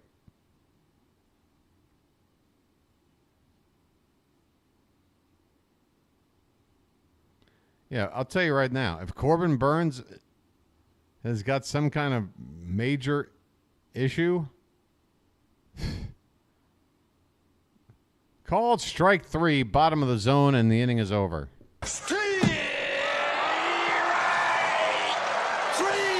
Well, y'all come back now, you hear? The Orioles had a big 3-run, 2-out rally, and the Red Sox respond with a 2-out, 4-run rally and have regained the lead and are now up with their biggest advantage of the night. It is 4 runs, an 8-4 lead as we go to the bottom of the 4th.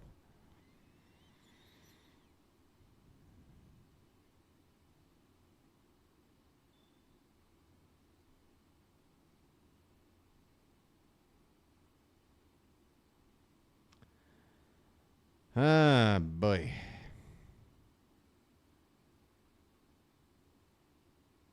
Ten hits in 4 innings. I mean, it was clear Burnes didn't have it tonight. We didn't have to use our bullpen a whole lot yesterday, and we had the day off before that, right? Or no, we played the Nats. Sorry. So I'm trying to think. I mean,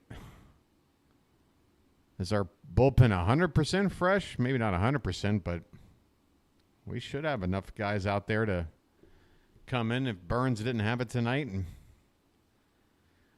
a long man would help.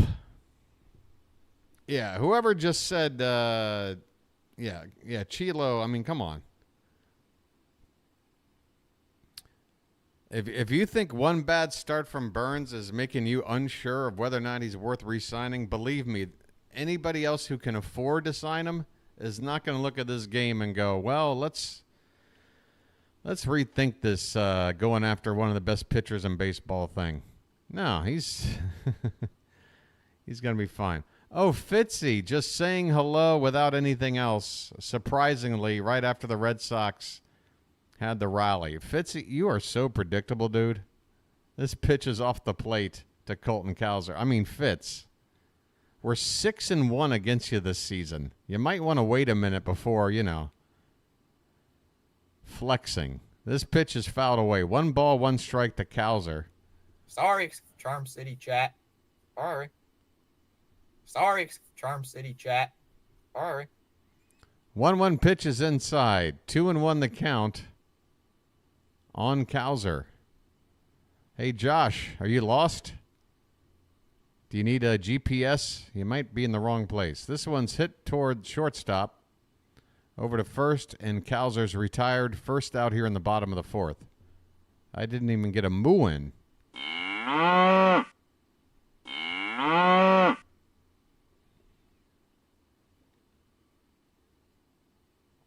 Yeah, that was Fitzy's attempt to troll. Just to say, hey, everyone. Wow, is that brand new info, Rob? This one is lifted in the air to left by Santander, down to the corner and foul ground. The catch is made by Duran. 2 down here in the 4th. I didn't even get a chance to hit this button. Wow. That's not a tater tot. That's a tater giant. Your boy's got the hiccups. 2 down in the inning. Oh, boy. Gunnar Henderson at the plate. His name's Gunnar, and he's dating my mom. And this pitch is a called strike. Chilo, you're actually offering permission for the opponent to flex on us. Again, we're 6-1 against them this season. If they win the night, we're 6-2 against them. If that makes Boston fans flex, fine. We'll keep taking 3 out of every 4 games we play. The 0-2 pitch is up and away. 1 ball and 2 strikes. That is amazing that the Dodgers are down another giant arm. Unbelievable. 1-2 pitch, check swing. No swing. 2 balls, 2 strikes.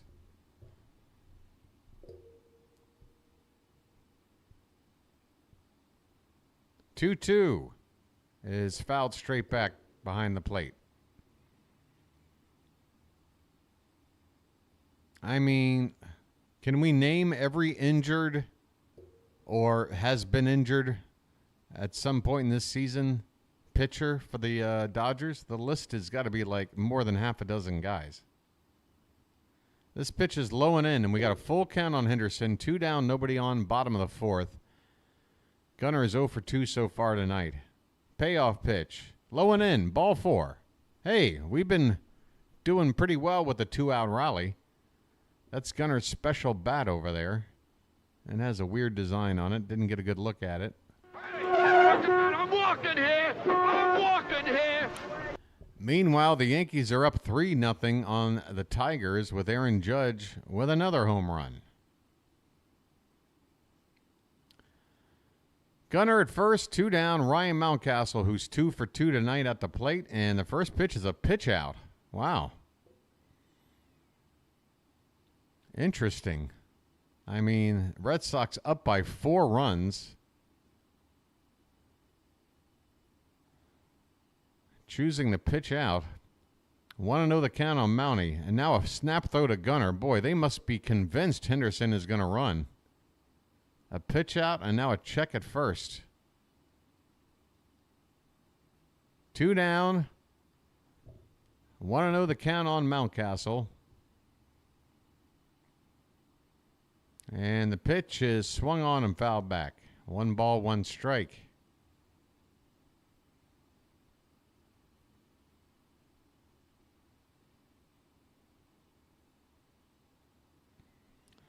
We are still in the 4th inning, and I don't have any breakfast, and I don't have a snack, and my stomach is already hurting. 1-1 pitch. That one's hit in the center, but right at Rafaela, who makes the catch. Inning over. The Orioles get a walk with 2 out, and that's it. We go to the 5th. Boston ahead 8-4.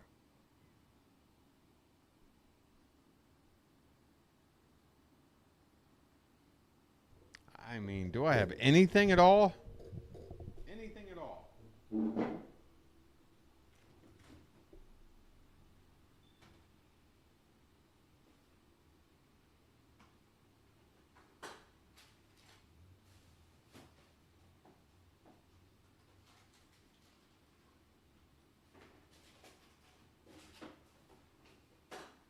Nothing.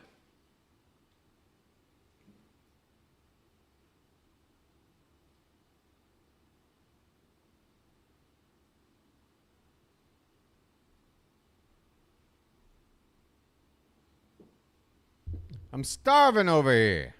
I ain't got nothing to eat. Who's warming up for the birds? I don't know. I don't know.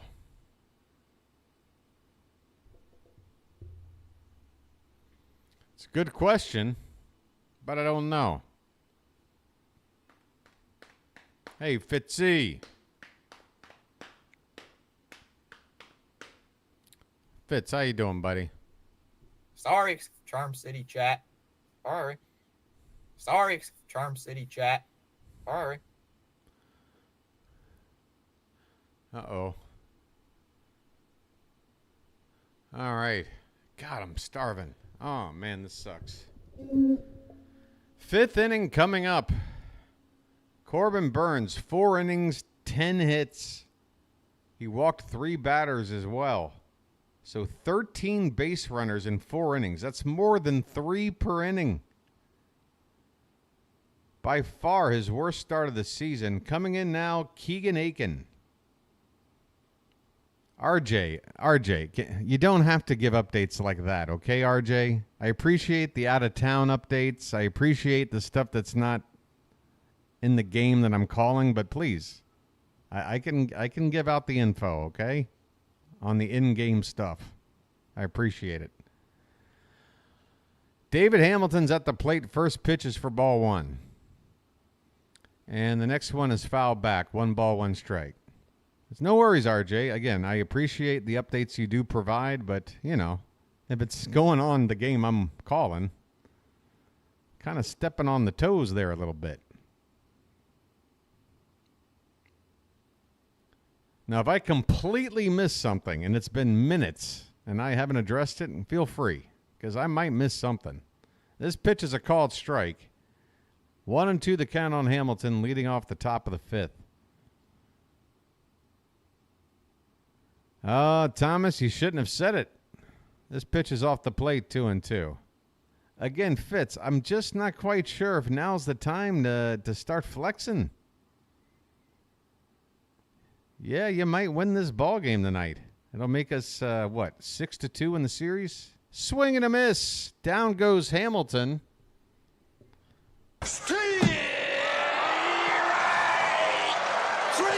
Well, y'all come back now, you hear?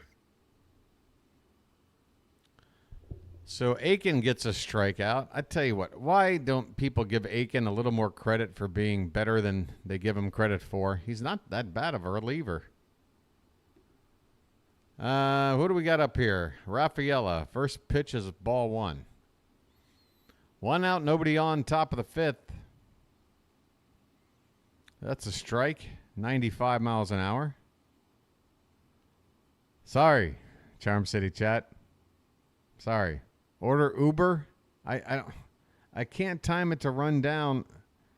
It's like ground ball to second. Holiday has it over to first and time 2 away. Rafaela grounds out to second base. 2 down in the top of the fifth. I can't really order food because even if I wait for them to call me, first of all, it's raining outside. I like to go down and like be there when I can see on my app that they're like right around the corner, because I hate for people to wait outside for me to run down 5 flights of stairs. But with the weather right now, Aiken's first pitch is off the plate for ball one to Jarren Duran, who's now up for the fourth time already tonight. 4th time up here in the 5th inning. Are you kidding me? 2 for 2 with a walk. That's a called strike. 1 ball, 1 strike.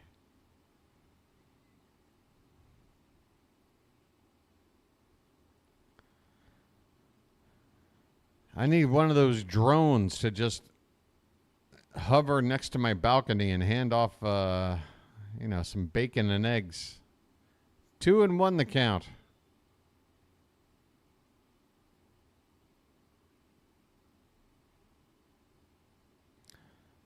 This pitch is swung on and missed. Good fastball on the inside corner. 2-2.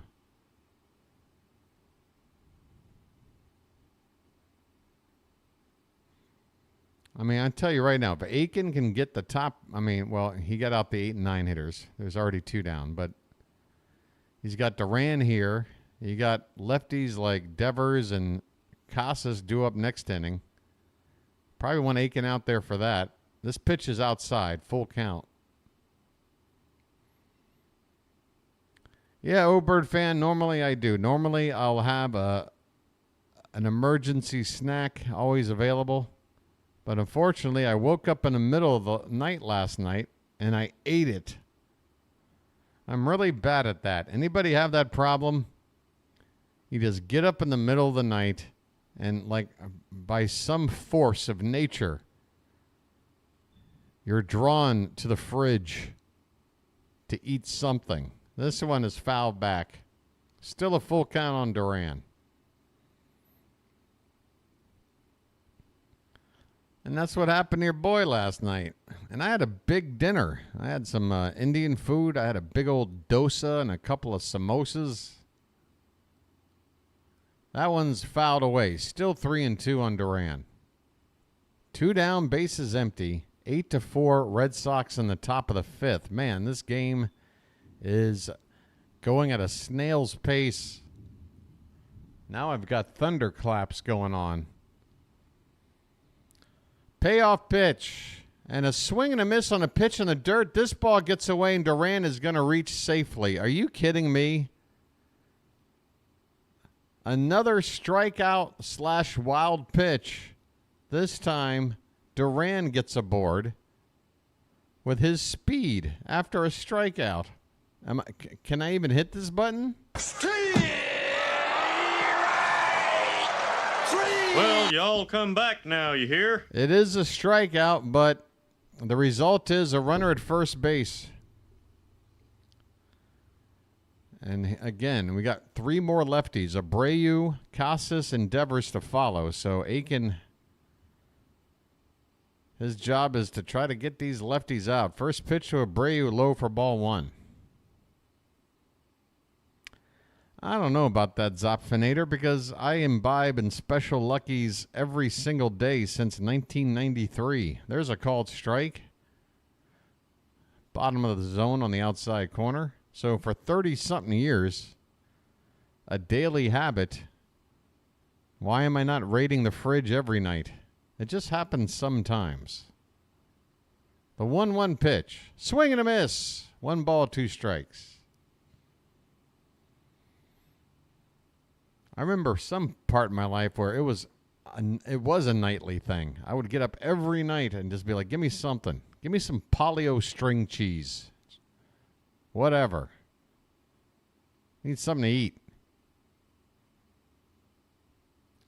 The 1-2 to Abreu. That's outside. 2 balls, 2 strikes. 2 out. Runner at first. Yeah, Dale, you're killing me over here. I mean, my stomach is it's spinning around like a carousel right now.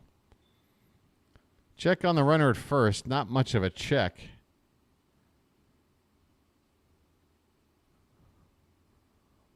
Aiken blowing on his fingertips. You got Duran out there at first with a 2-2 count on Wilyer Abreu. And now back to first again. I think that's 2 disengagements in this at-bat, which will increase the likelihood of Duran trying to steal. Though with a 2-2 count, the only way you're stealing straight is if you throw ball 3 right here. That pitch is popped up, left field. Cowser moving a few steps to his right toward the foul line, makes the catch. And the inning is over. Keegan Aiken comes in and pitches a pretty good 5th inning. I mean, the only base runner allowed was on a strikeout.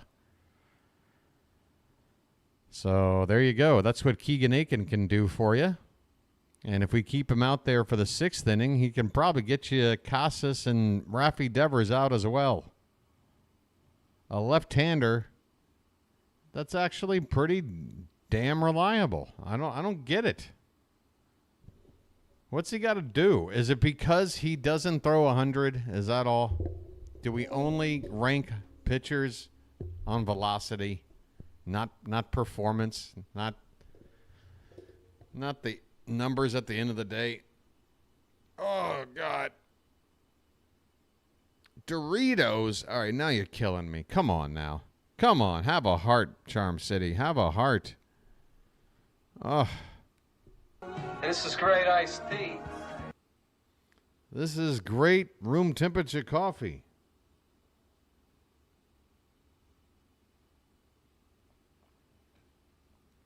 Oh, God.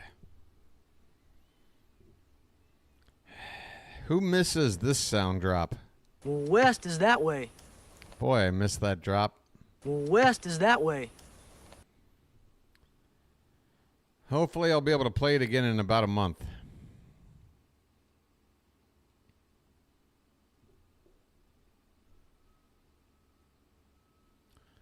Jackson Holiday. Well, it looks like Eloy Jimenez is due up. Why are they showing me Holiday? I guess just being in the on-deck circle. All right. Bottom of the 5th, folks. This game's only half over, if you can believe it.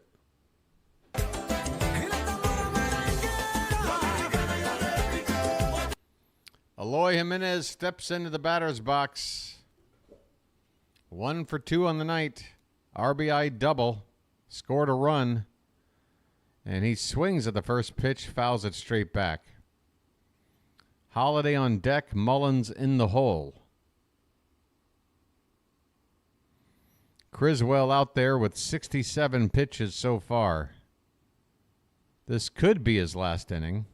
And that one's hit into left field and will get down. A base hit for Eloy Jimenez. All he does is get hits. The first batter reaches. Got to start somewhere.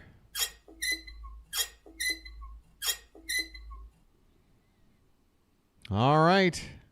It's time for a holiday.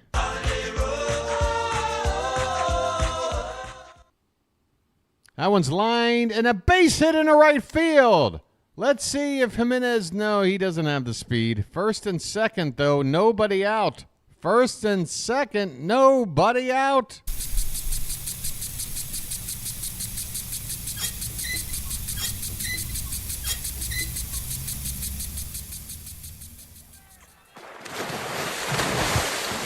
Folks, we need a special at-bat from Ced Mullins right here, right now.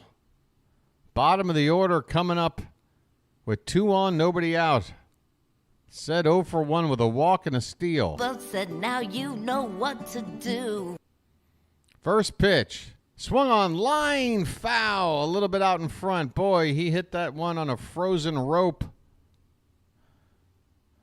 Out in front of it, though.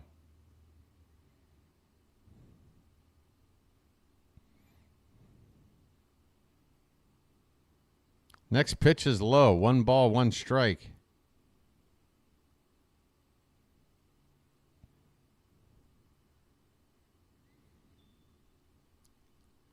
First and second, nobody out. 0-1 or 1-1 pitch, excuse me, swung on a missed. 1 ball, 2 strikes on a pitch low.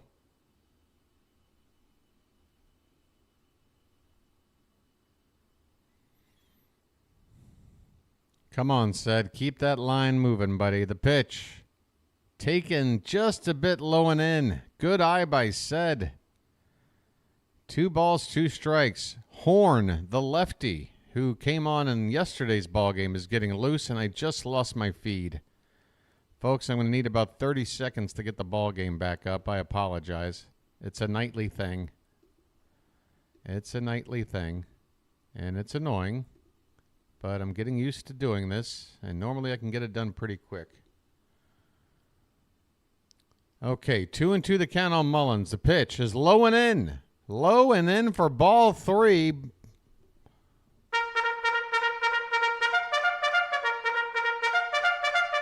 Come on, Charm City chat.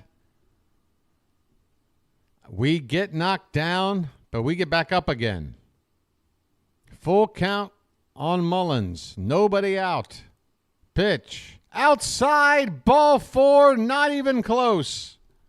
I'm walking here. I'm walking here. And I know this is nuts, folks, but I want a pinch hitter, and I want it right now. Give me Ryan O'Hearn at the plate. I don't want Arias. I know Ramon's got an RBI hit tonight, but come on. You can't tell me this isn't the biggest spot in the game. Bases loaded, nobody out. Give me the best damn clutch hitter we got. Hitting from the left side. It's Arias. He hits a ground ball. Base hit. Base hit past the diving shortstop. Jimenez scores. Everybody moves up. Forget about it. Ramon is in the mood. And we've got to run back. It's 8-5.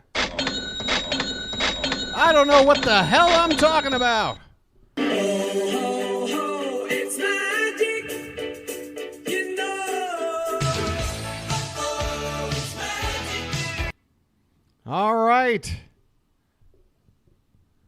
The bases are still loaded with nobody out. The tying run is on base. And a meeting on the mound with Cooper Criswell. He's got the name of a failed magician. The amazing Criswell. You don't look all that amazing to me, buddy. Hit the bricks, pal. You're done. Let's go. Where's my boy at? Sorry, Charm City chat. Sorry, Charm City chat. Sorry. Here comes James McCann. Bases loaded, nobody out. Tough guy. Thinks he's a tough guy. Holiday at third, Mullins at second, Arias at first. McCann has 5 career grand slams. First pitch, swung on and fouled behind the plate. 0-1 the count. Please, just a fly ball. Get one more run in, even if it makes an out. No strikeout and no 2-out play. That one's hit in the air to center field. That's going to drive in a run. It's still going back and up against the wall. The catch is made. Not only can Holiday score easily, runner at second will move up to third. It's now 8-6 as McCann gets a sac fly.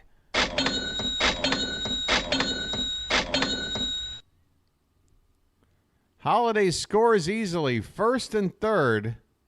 And here comes Cora to make a pitching change. He wanted Criswell to get through innings 2, 3, 4, and 5, but we have knocked him out here in the 5th. What a ball game this is. My goodness, I'm starving! Pitching change. And the top of the order due up with Colton Cowser. Let's see if they go to a lefty. Yeah, it's probably, what's his face? Horn. Horn the lefty probably coming out here. Here's some music. I'll be off screen rolling a J. Hey, by the way, how's the likes doing? 81. Hey, guess what? We can do better. We're in the middle of a crazy ball game. Have you noticed? Have you noticed how crazy this ball game is? Do me a favor if you're hanging out. Please help out the channel and just hit that like button at the bottom of your screen. That's it. That's all I'm asking. That's it. That's all I'm asking. I'm going to roll a joint.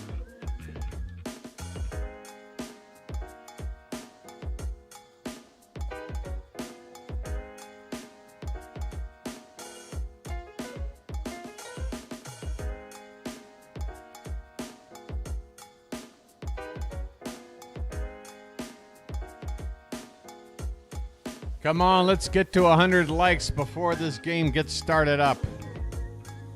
100 likes and I got a fatty waiting. Come on now.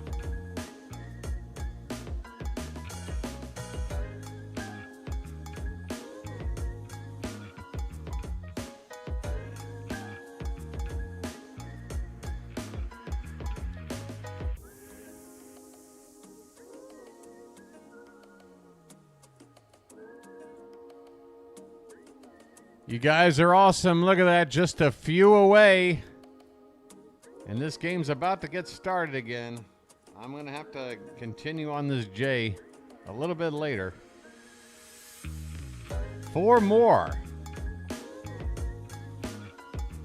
Bailey Horn on the mound. This is his 13th appearance of the season. He's got an ERA of 6.91, and opponents are hitting .317 off of him. This is the guy Gunnar Henderson hit a 2-run bomb off of, right? I believe so. Could be wrong about that. All right, enough with the music. We are ready to go. Colton Cowser ready to step up. And we're over 100 likes. You guys rock. Let's go. First pitch to Cowser is in the dirt for ball 1. Here we go.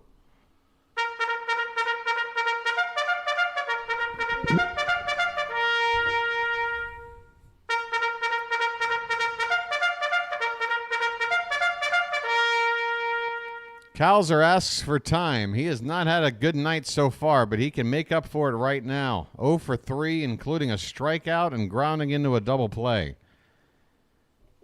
Right now, a fly ball to the outfield will make it a 1-run ball game with that runner at third and only 1 out.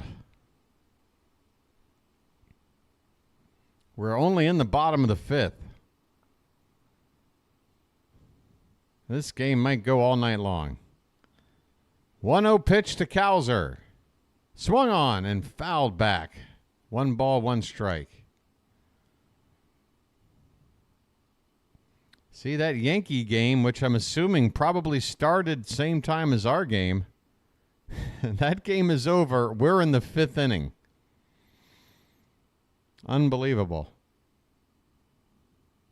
The 1-1 to Cowser. Breaking ball and Cowser with a bad swing. You could tell that he realized too late that that ball was going to break back over the plate.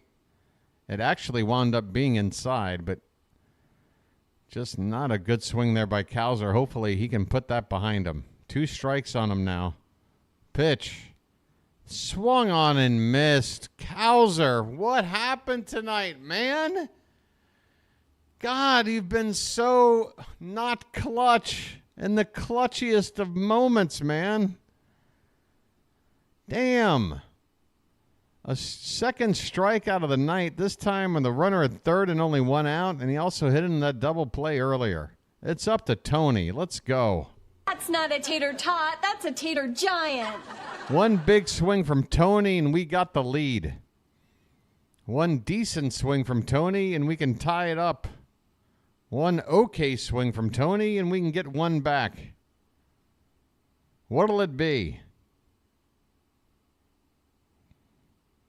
Gerald, Cowser came in tonight batting leadoff with a 300 average and an OPS over 1,000. Are you saying he doesn't belong in the leadoff spot because of this game alone? When he comes into the night with a 300 average and an OPS over 1,000 while hitting leadoff? I don't know. 0-1 the count on Santander. He's just had a bad night. Pitch. Called strike 2, and Tony is upset. Oh, that is about as upset as Tony gets. He got into the umpire's face there for a moment, and now he asks for time. I mean, Tony, that pitch, it was right on the edge. It was a tough pitch. 0-2 the count. Come on, Tony, hang in there. He reaches for one and fouls it straight back. Oh, my goodness. Tony hanging in there. Come on, Tony. We need you, buddy.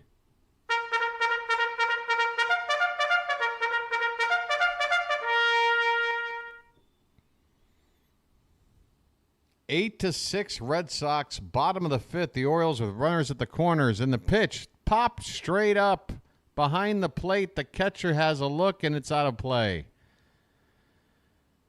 Good gravy.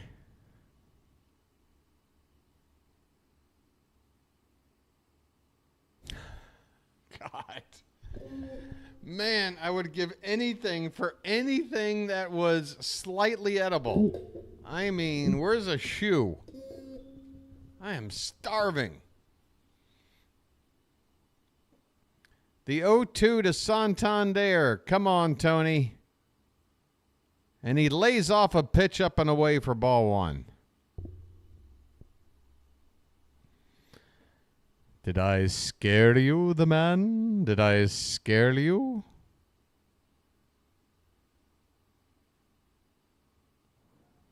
The 1-2 pitch.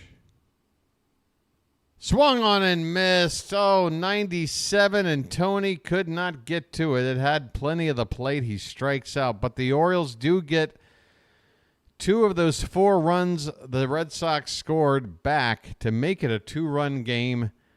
We're going to the 6th inning. Who the hell knows how this is going to go? Both starters are out of the game. And it's anybody's ball game. Both team with 10 hits. We go to the 6th. I need food. I swear, I would even consider doing the worst possible thing, which is saying, hey, do you guys mind if I just run down the 7-Eleven? I might miss a batter or two, but the information will be on the screen for you. I hope you understand. But it's also raining like crazy, so I can't even do it anyway. I can't do anything.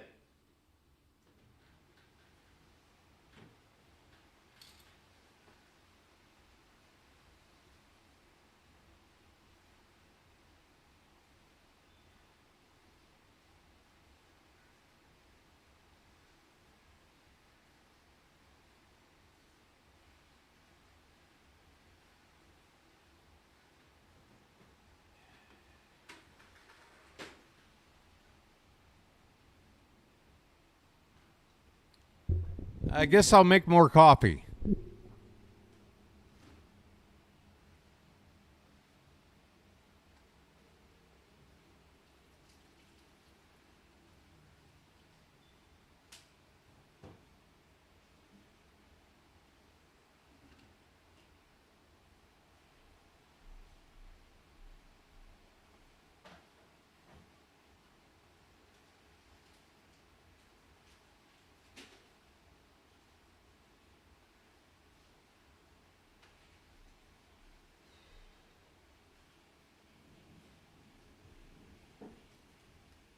We got a weird one tonight. Keegan Aiken on the mound. Casas at the plate, and the first pitch is dotted on the outside corner for a called strike. Somebody tell me Keegan Aiken isn't criminally underrated.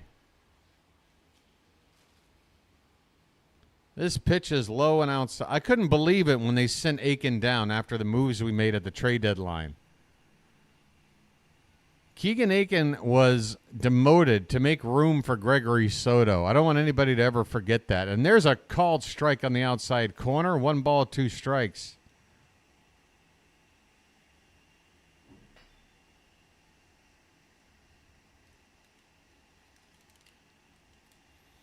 One-two pitch, swung on and missed. Aiken strikes out Casas, and he made him look like a chump on that swing.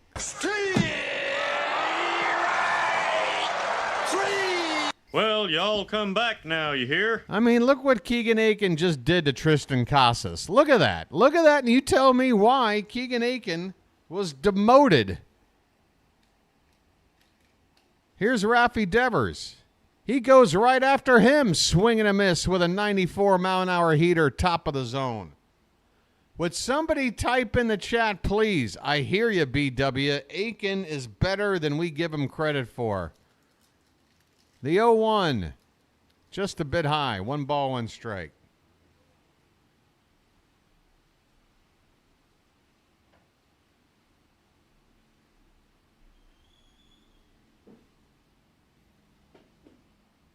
There's a called strike, top of the zone, outside corner, and look at Aiken paint. Look at him paint.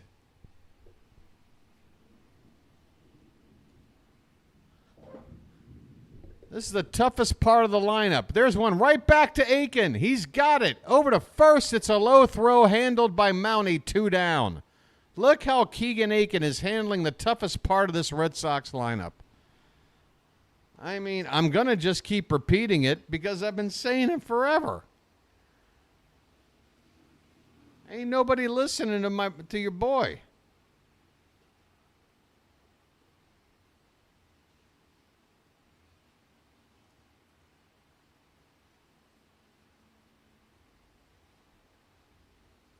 All right, now we got a righty at the plate, Connor Wong, and the first pitch is drilled but foul, left side.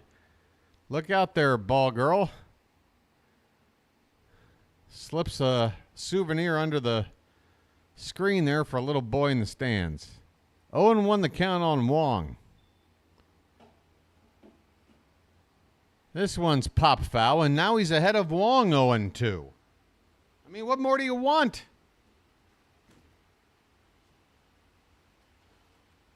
Did I mention he came in the previous inning to close that inning off?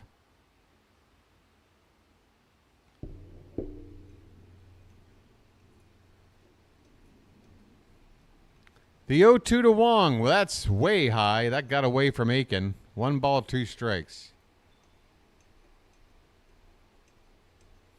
Gibney, I'm glad you asked me that. Look, I'm not saying Keegan Aiken is, an all-star. I'm just saying he's very solid in the bullpen for us, and he never gets any credit. Nobody ever hypes Keegan Aiken. This pitch is up and away. 2-2 the count. Is it because he doesn't have that one super nasty pitch that we can all admire? Is that it? The 2-2 is fouled away. I mean, all that matters to me at the end of the day is what's your ERA? What's your whip? If you're a reliever, how do you handle runners that are inherited? That's what matters. 2-2 pitch. That is swung on, fouled back. We'll do it again. Aiken has thrown 36 pitches since coming on, so you're not going to see him tomorrow. But he's given you everything he's got tonight. Yoshida, another lefty on deck.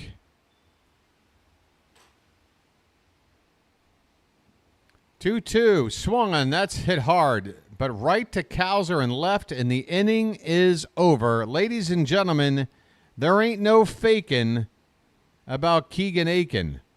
We go to the bottom of the 6th. The Red Sox lead it by 2. Let's go. Let's frickin' go. That's right. We can't have anyone freak out there, okay? We've got to keep our composure. We've come too far. There's too much to lose. We've got to keep our composure. This coffee would be great if there was food in it.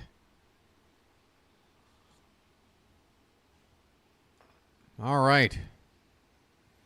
All right, you guys ready to do something that's always fun? I mean, Gunnar is due up. So since Gunnar's up, we're going to do something that's now no longer a tradition. Now it's more of a retrospective. We used to go to this screen once in a while.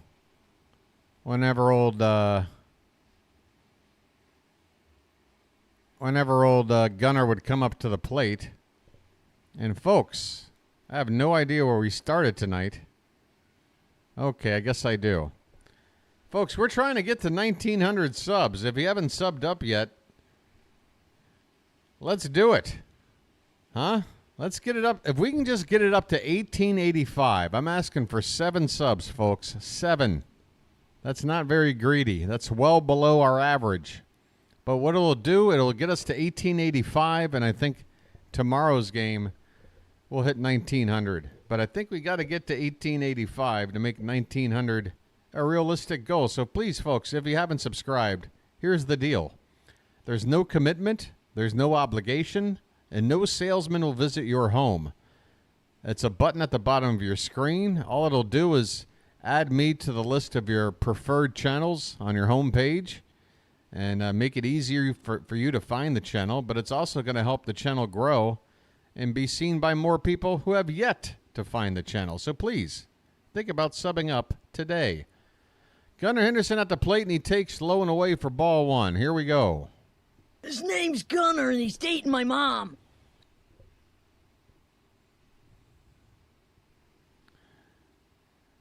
Next pitch is off the plate. 2 balls, no strikes. Zinks, like I said before, I do have door delivery, but I live on the 5th floor of a building without an elevator, so it's like a 5 to 10 minute trip down the door. Plus, it's raining outside. The 2-0 is way outside. 3-0 to Gunnar. 3-0 to the leadoff man here in the bottom of the 6th. That's the join button, Gibney, which should be below your screen next to the subscribe button. You can join, and you can also send a super chat, become a magic member. There's a called strike. 3 balls and 1 strike.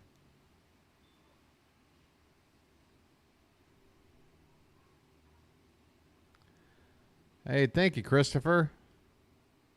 That's great to hear. 3-1 pitch. That one's lifted foul off to the left. Full count now on Gunnar. Full count.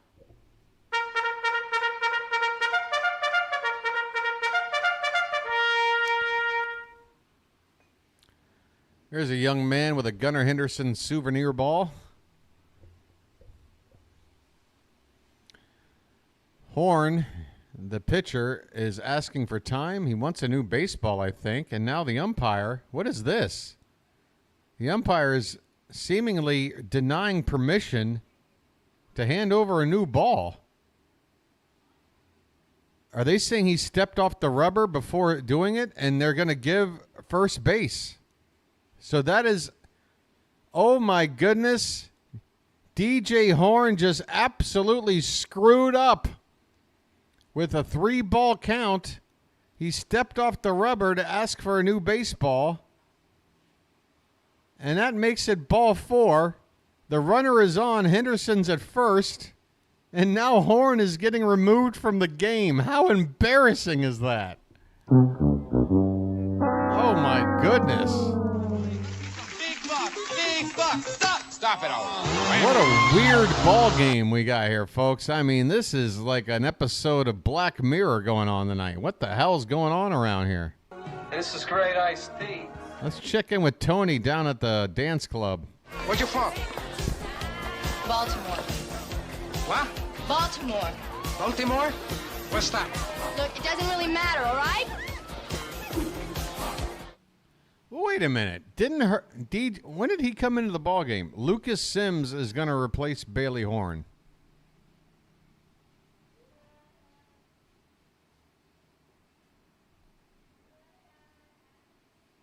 All right, so he did get 2 outs. What is that noise? A walk and 2 outs. So he did face 3 batters. Okay.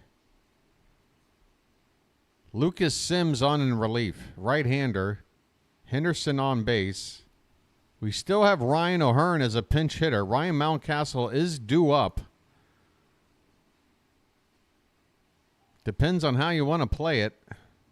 But at some point, you got to think Ryan O'Hearn is going to face a right-handed pitcher tonight somewhere.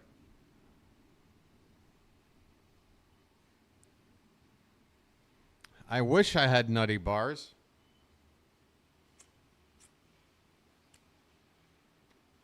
Right now, it's the breakfast of champions. Coffee and cigarettes.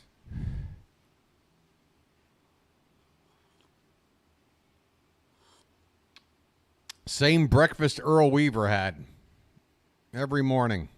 Gibney is in. Would you look at this, folks? How about that?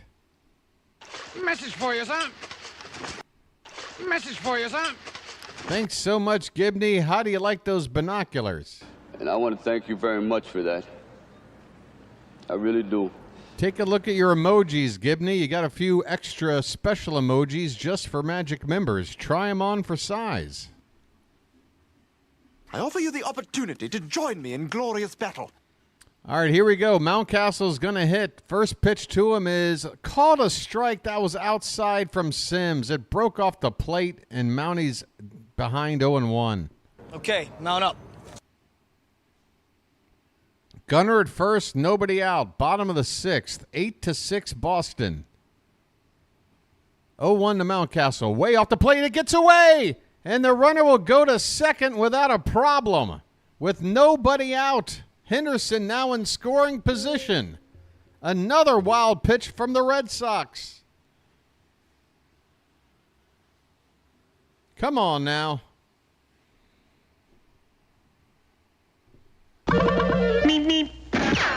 Gunnar up at second base. Mounty is 2 for 3 tonight. 1-1 the count. That's got to get into Sims's head after that wild pitch. And that one's off the plate. Check swing. He did not go. BS, he didn't go. Come on. 1-2 the count. Mounty, how did you swing it all on that pitch? 1 ball, 2 strikes. Come on, Mounty. Don't let that get to you. This one's way high. Sims's command is all over the place. I don't think he knows where anything's going. Sometimes that can be good. Sometimes it can be very, very bad. The 2-2 to Mountcastle. Swung on and popped foul. That one was right over the heart of the plate. Folks, dare I say it, I think Sims is hittable. He just got to hang in there.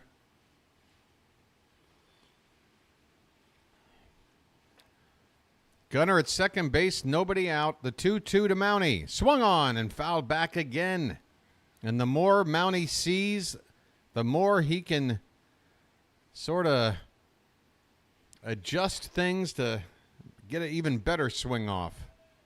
Increase his chances of a positive result from this at-bat. Let's go. 2 balls, 2 strikes. The pitch. Swung on and lined foul behind the plate. We'll do it again. My goodness. Oh, wrong button. That's still a nice button, but, you know.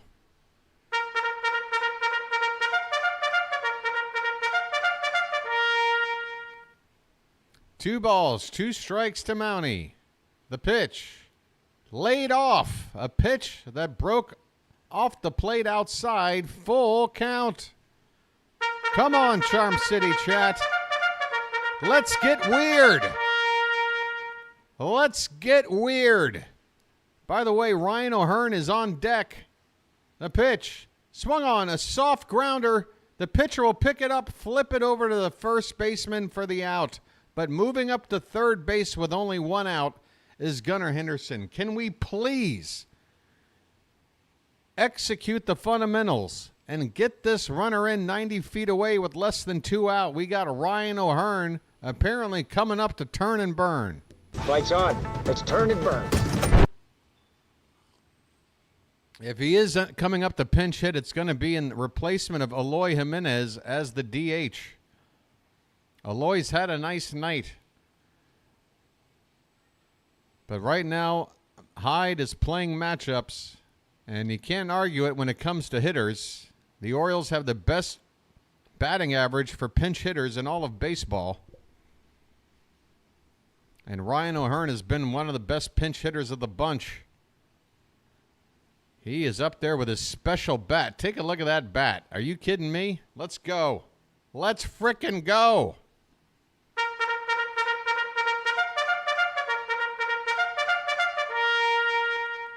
O'Hearn at the plate. Lights on. Let's turn and burn. Gunnar at third. 1 out. The first pitch. Inside. Ball 1. Ball 1.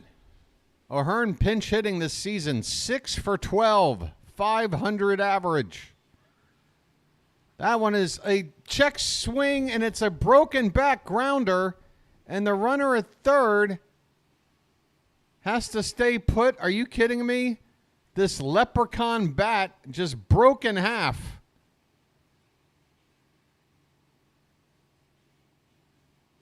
What are these bats? All right, you know what? I'm done with it. I'm done with the fun bats. Can we get back to regular bats?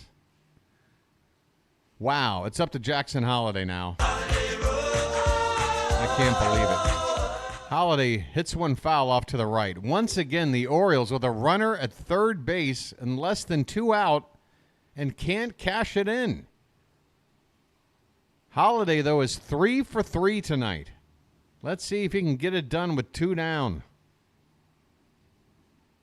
The 0-1 pitch is on the outside corner, called strike 2. My goodness.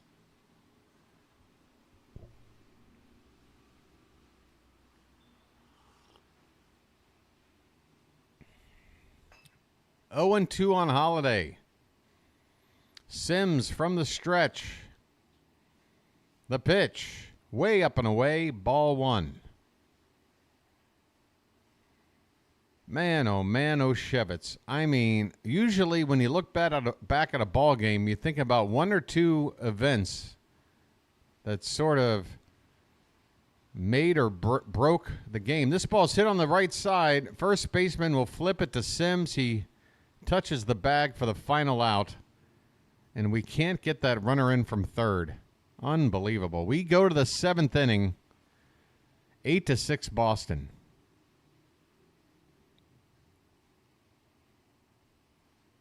Ryan O'Hearn up there, runner at third. You know he's going to get him in, but he's got some silly little bat that broke like a plastic toy. And the result was not only was he out, Gunnar couldn't break for the plate. I'm blaming the bat. I said it.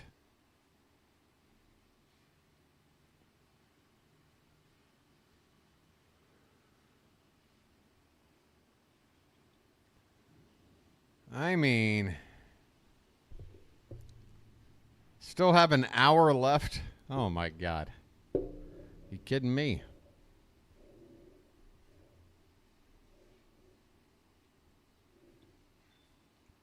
Yeah, I thought he would have pinched for Mountie too, but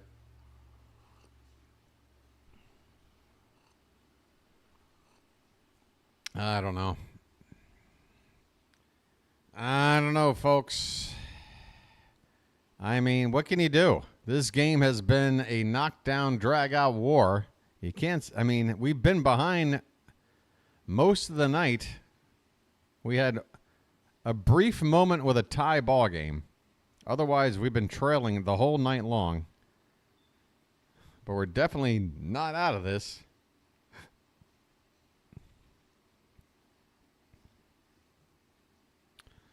Hey, the Orioles bullpen has pitched the last 6 innings of scoreless ball. Opponents hitting just 118. So the bullpen has been doing well here in the last couple of games. Oh, my God. Craig Kimbrell is on. Craig Kimbrell making his 48th appearance of the season, 6-4 record, 3.35 ERA. Masataka Yoshida will lead it off. Sogard and Hamilton to follow. First pitch to Yoshida is a knuckle curve that was a strike, but apparently the umpire thought it was low. 1 ball, no strikes. Yoshida is 2 for 2 with a 3-run homer, a single, and a walk. And that's called a strike. Ump, you want to get your wheels aligned? All right, well, I guess that evens up things. The ball was a strike. The strike was a ball. It's 1-1. This pitch is off the plate, low and away. 2-1 the count. Yeah, I need to finish rolling up this J. Pitch. That one's reached for, fouled off to the left. 2-2 the count on Yoshida, leading it off here in the top of the 7th. Again, he's been on base all 3 times already tonight. Or is it 4? A walk, a homer, a single. Oh, look at this tiny little, 2-year-old who's got a baseball. Look at that. He's got his hat on. He's waving the ball around. Oh, my God. That's what it's all about right there, folks. That's what it is. This one's hit on the ground to Henderson. Should be routine. Over to first in time, 1 away here in the top of the 7th. Yoshida is retired. I'm going to lean on over here and get to work on this J. I'm just going to be kind of over here where I've got the room. Will this mic stretch? I hope so. All right, here I am. That's right. I'm multitasking. This pitch to Sogard is in there for a strike, top of the zone. Although I really got to turn my head to see chat now. The 0-1 to Sogard. Check swing, a little bit low. 1 ball, 1 strike.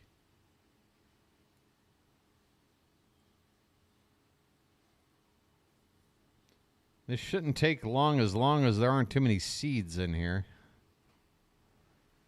1-1 is low. 2-1 the count.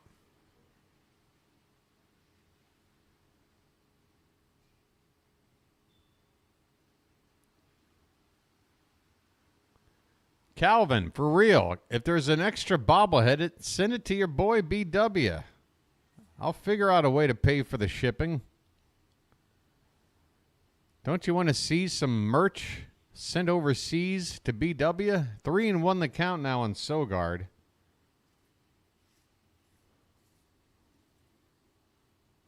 I got to merch it up over here. I need some knickknacks. 3-1 pitch. High ball 4. Kimbrell walks Sogard. Oh, boy.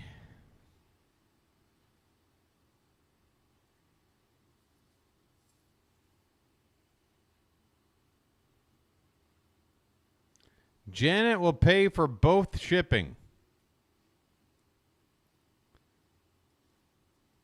Just send 2 to Janet, and then I'll get Janet to send me one.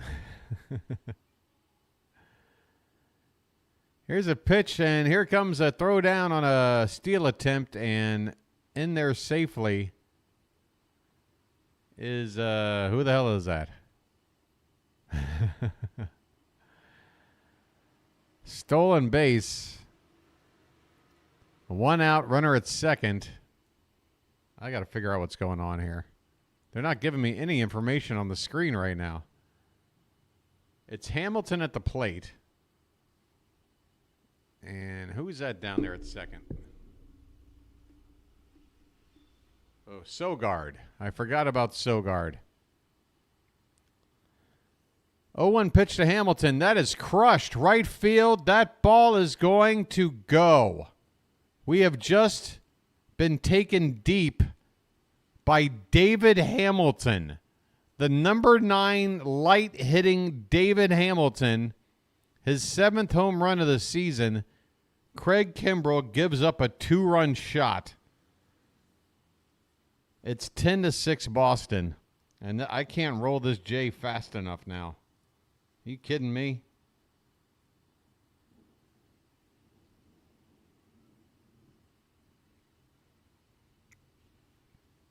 Hamilton? Really?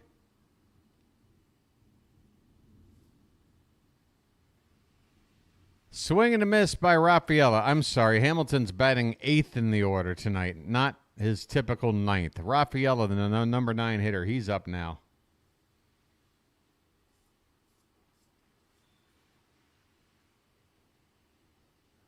Oh, 1 pitch to Rafaela, called a strike 2. Good grief.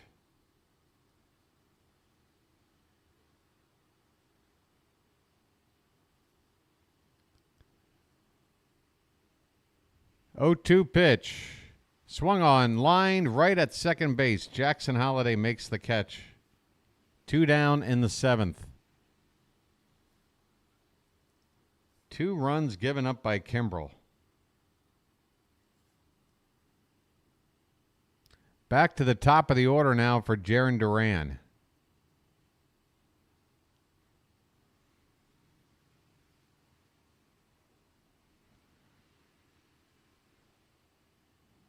First pitch is swung on a missed. He chased a knuckle curve low. Duran 2 for 3. Double, a single. He's also walked. He's scored twice. 5th time up to the plate here in the 7th inning. Swing and a miss on a high fastball. No balls, 2 strikes.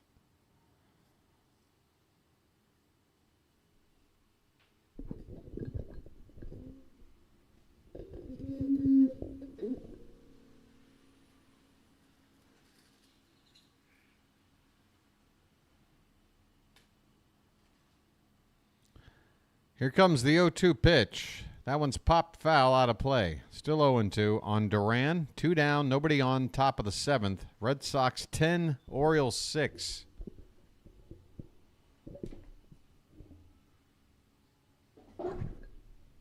The righty Garcia getting loose for Boston.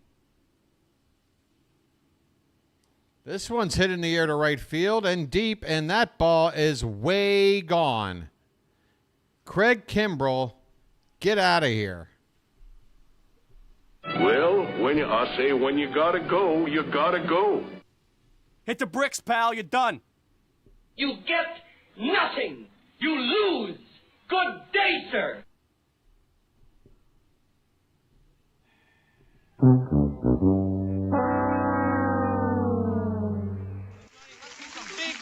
Big buck. Stop it all.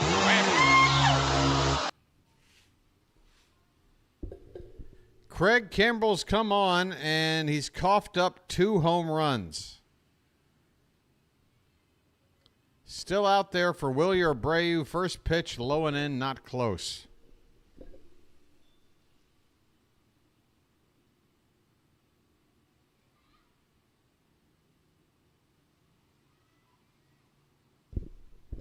This pitch is foul back. 1 ball, 1 strike.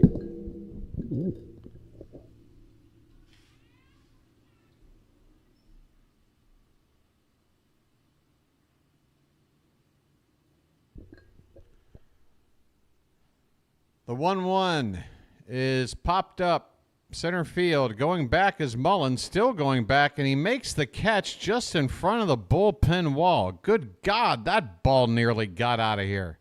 Thanks, Kimbrel. Thanks a bunch. Hit the bricks, pal. You're done. Well, when you gotta go, you gotta go. You get nothing. You lose. Good day, sir. I apologize for Baltimore. What you just said is one of the most insanely idiotic things I have ever heard. At no point in your rambling, incoherent response were you even close to anything that could be considered a rational thought. Everyone in this room is now dumber for having listened to it. I award you no points, and may God have mercy on your soul.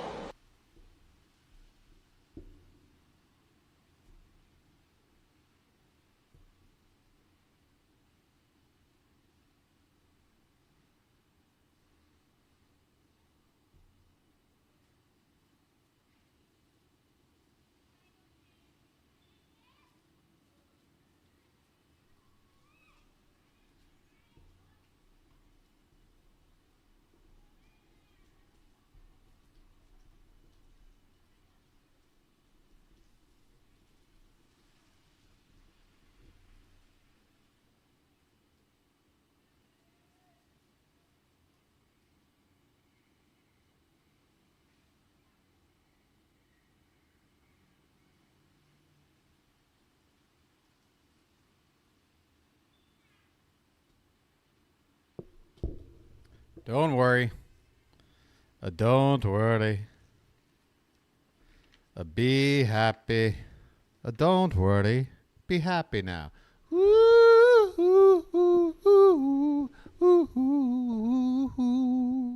Don't worry. Be happy. Don't worry. Be happy.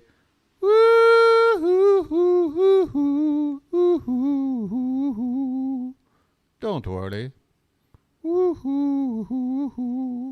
Be happy. Don't worry, be happy. Landlord say your rent is late. He may have to litigate. Don't worry. Be happy. Here's a little song I wrote. Have to sing it note for note. Don't worry. Ha ha ha ha. Be happy. How you doing, Charm City chat? In your life you have some trouble, but when you worry you make it double. Don't worry. Be happy.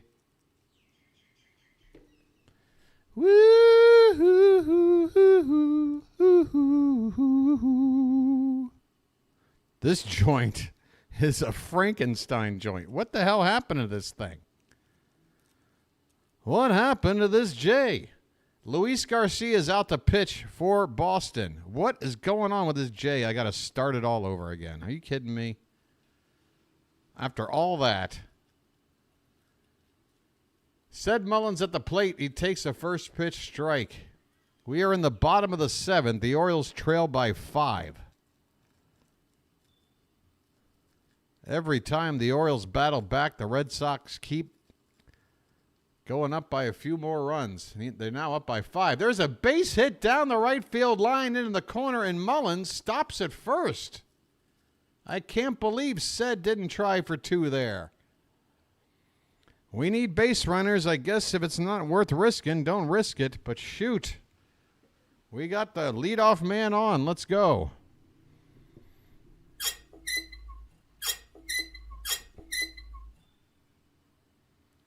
I mean, he got to that ball, and I guess. Booty. Do you got, here's a called strike. Booty, are you on the Discord? You're going to have to get on the Discord, Booty, and we'll do a direct message, all right? Can we do that? Arias at the plate. He's got an 0-1 count. He's 2 for 2 tonight.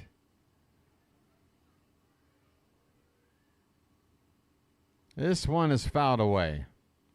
I'm going to look into it as far as a P.O. box. Okay, folks? We need to get something out here because it'll take time. Hopefully we'll have a couple of knickknacks for the channel before the playoffs. This ball's popped up by Arias pretty deep. Going back. Still going back. And it is gone! It's a 2-run homer for Ramon Arias. And the Orioles have not begun to quit. 7th home run by Ramon. 409 feet. Where'd that come from? It's now Boston 11, Baltimore 8. I mean, you just can't quit on this game. It's magic. You know. I mean, the way this is going, folks, this could either be the ugliest loss or the greatest win of the season. Who knows? McCann at the plate. He takes a called strike. 11-8, Boston. So, yeah, now you start thinking about Kimbrel, putting him out there, giving up 2 runs. You think about Cowser, what he's done at the plate. He hit into a double play. He had a runner at third and couldn't get him in with 1 out. So many things to point at. 0-2 the count on McCann. 1 for 2, a single and a sac fly. 0-2 pitch. He reaches for one, and it's a swing and a miss. Bad pitch. Bad swing.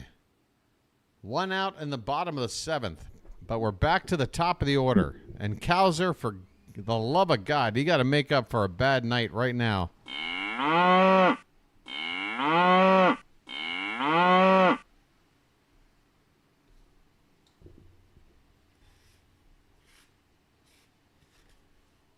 First pitch to Cowser. Swung on, line into base. It's into right field, a base hit.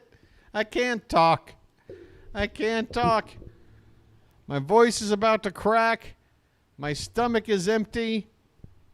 I'm failing on rolling a J, but we got another runner on base. Cowser's first hit of the night. He's 1 for 5. Anthony Santander is coming up. Come on, folks. Get those taters up in the chat.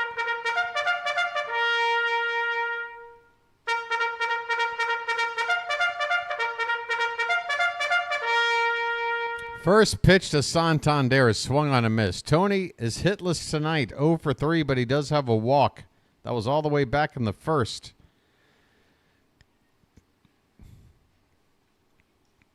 He lays off a pitch off the plate outside. 1 ball, 1 strike. Red Sox ahead by 3. This feels like a Fenway game here at Camden Yards. This one's hit on the ground and a base hit right side. And going first to third is Cowser. He's in there. The Orioles are going to send the tying run to the plate. Let's keep going. Come on, folks.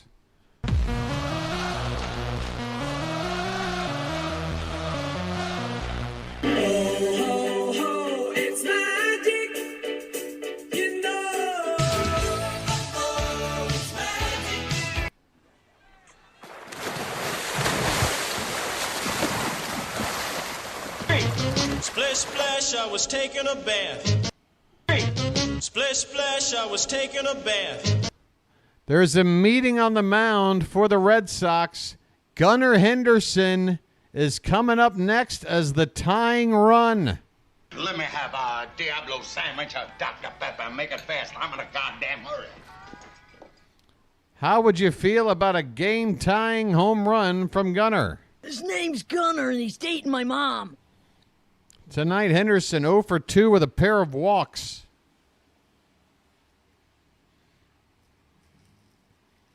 Hey, Booty, are you going to get in on my Discord or not? Booty, you got to tell me, Booty. Let me know. You might have said something and I missed it. Somebody give Booty the Discord link. We got to have a chat. Gunnar Henderson is at the plate. Garcia, first pitch. Swung on. Ground or line foul off to the left. My goodness. 0-1 the count.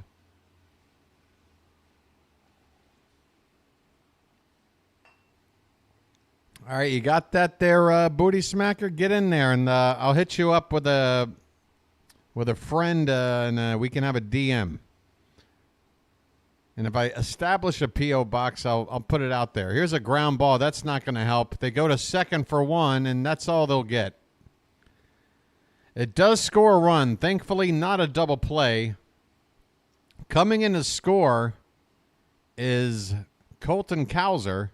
Anthony Santander eliminated on a fielder's choice by Gunnar Henderson. It is now 11-9. So cash in another run.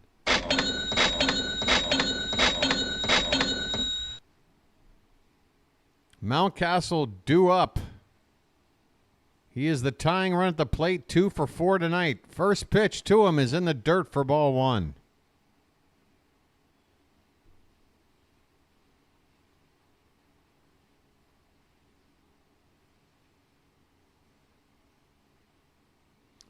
I don't know about bobbleheads. Right now, my entire body is bobbling. The 1-0 to Mountcastle. Swung on and missed. He chased one that dipped below the zone. 11-9. Boston ahead. It looked like they might have put us away with 3 in the top of the 7th, but we've come back with 3 so far in the bottom half. The pitch. Swung on. Hit up the middle. Backhanded at second. The throw is right on the money, and that'll end the inning. Mountcastle nearly found a hole up the middle, but that's going to put an end to the inning. The Orioles do respond. They get 3 runs back. They are down 2 with 2 innings left to play. And considering how many runs have been scored in this ball game, don't you dare tell me you know how this one's going to wind up. It's anybody's game.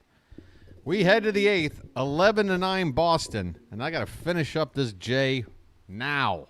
Here's some royalty-free music. I'm ashamed of my last J roll. That was horrible. That's like 15-year-old BW. With that J roll. That was bad.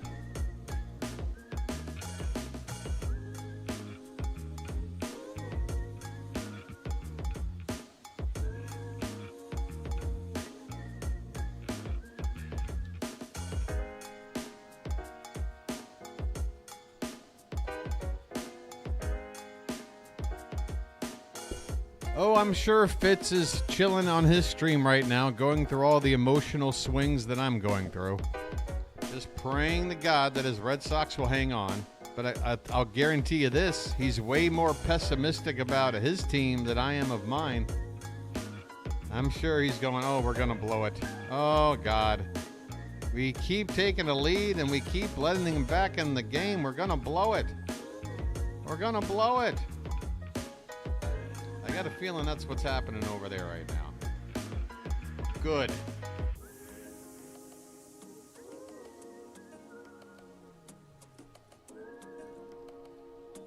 I am a big friend of Fitz. I enjoy hanging out with Fitz. We did a stream after the ball game the other night. We were hate watching the Yankees together. Me and Fitz, like peas and carrots. Booty's not on Discord.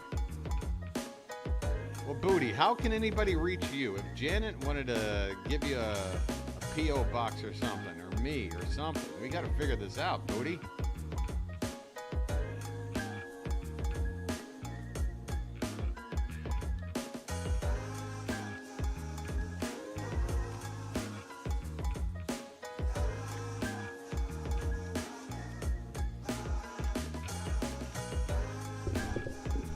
All right, here we go. It is the top of the 8th inning, and Bert Schmidt is on the mound. Tristan Casas at the plate, and he takes low for ball 1.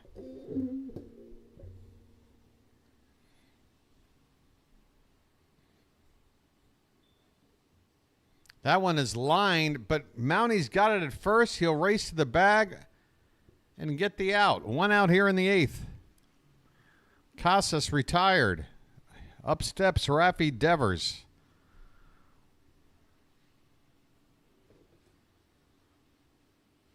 This is the 39th appearance of the season for Birch. 3.77 ERA. He's a right-hander, but he's facing mostly lefties with Casas and now Devers up.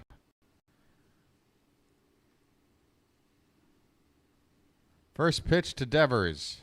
Just a bit off the plate outside. 1-0.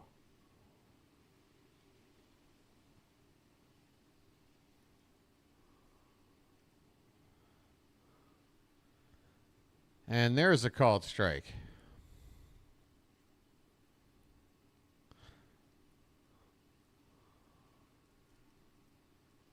The 1-1 pitch. In there, strike 2.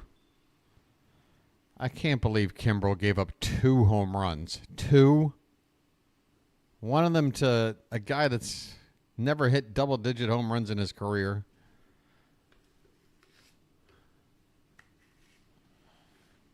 This pitch is just off the outside corner at the knees. 2 balls, 2 strikes to Devers. Here's Albert Suarez chilling. This pitch is swung on and fouled away. Still 2-2. All right, now what are we doing here? Are we gonna? Can I get this J done before the end of the game, please? What am I asking for here?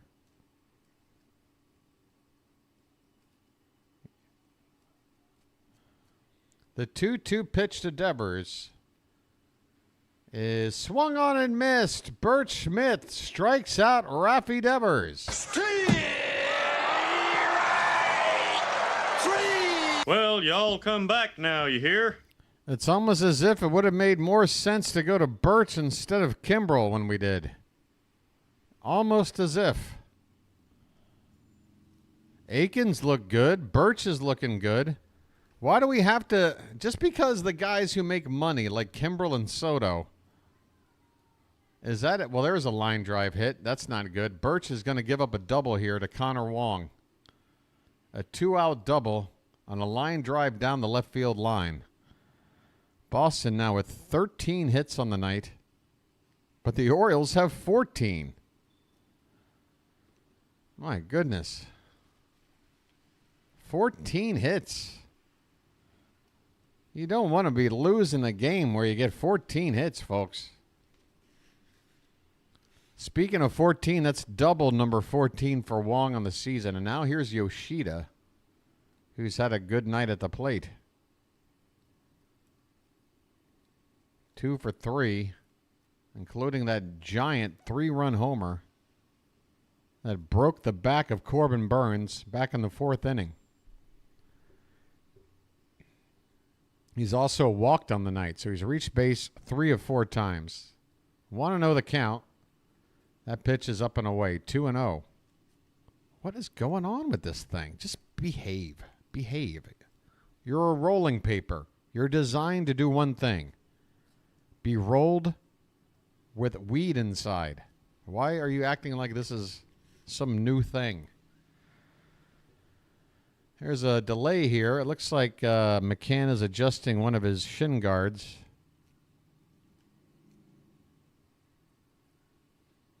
Or whatever you call it. What is it? Not just shin, but whatever. The catcher equipment. I used to be a catcher. I should know this. There's a called strike. Breaking ball on the outside corner. 2 balls, 1 strike. 2 down, runner at second. We're in the top of the 8th. Boston 11, Baltimore 9. Game 2 of a 4-game series. The Orioles won game 1 last night. The 2-1 pitch, fouled back. 2-2. Oh, you need the link. Booty, we've been throwing up the link nonstop. You got the link now. ID yourself once you get there in case you go by a different handle. Let me know who you are. The 2-2 to Yoshida. Bert Smith checks the runner a couple of times. That is way outside.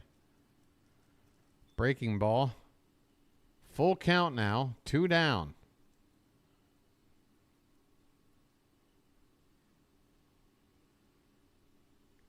Can't afford to give up any more runs. This ball is on a line and a base hit in the right, and that will score another. Connor Wong comes in to score, and even Bert Smith can't get the job done tonight. Who threw up that statistic about the Orioles bullpen being great? Ugh. All right. Oh, going to be a little tougher now. It's 12-9 Boston. Patriots 12, Ravens 9. Sogard with a check swing called strike. He is 0 for 3, but he's walked, stolen a base, and scored a run anyway.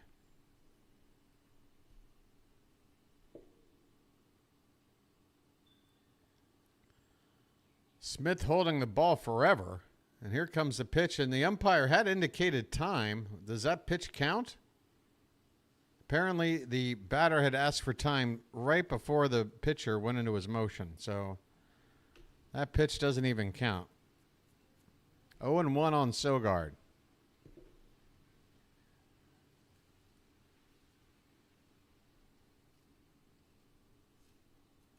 Pitch, way high. 1 ball, 1 strike. All right. Where is the...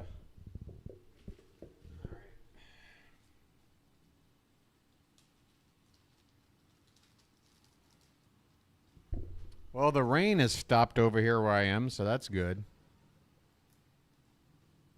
There is a strike to Sogar to make it 1 ball, 2 strikes, 2 down, runner at first. Red Sox have added a run on here to make it 12-9 in the top of the 8th.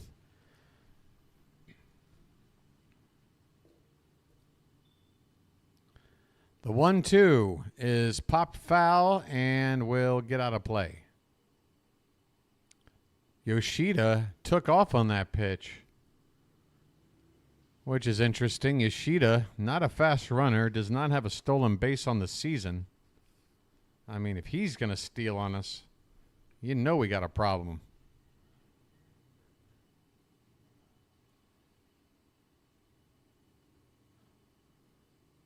The 1-2 is lined, and that's caught by Holiday at second to end the inning. Hit hard, but Holiday in the right spot. Bert Schmidt gives up a 2-out run. He got the first 2 batters he faced, but a double by Colton Wong and then a single by Masataka Yoshida,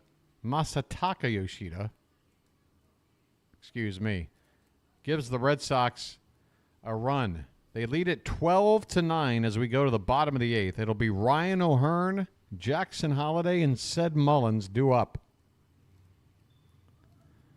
How about this ball game, folks? Excuse me.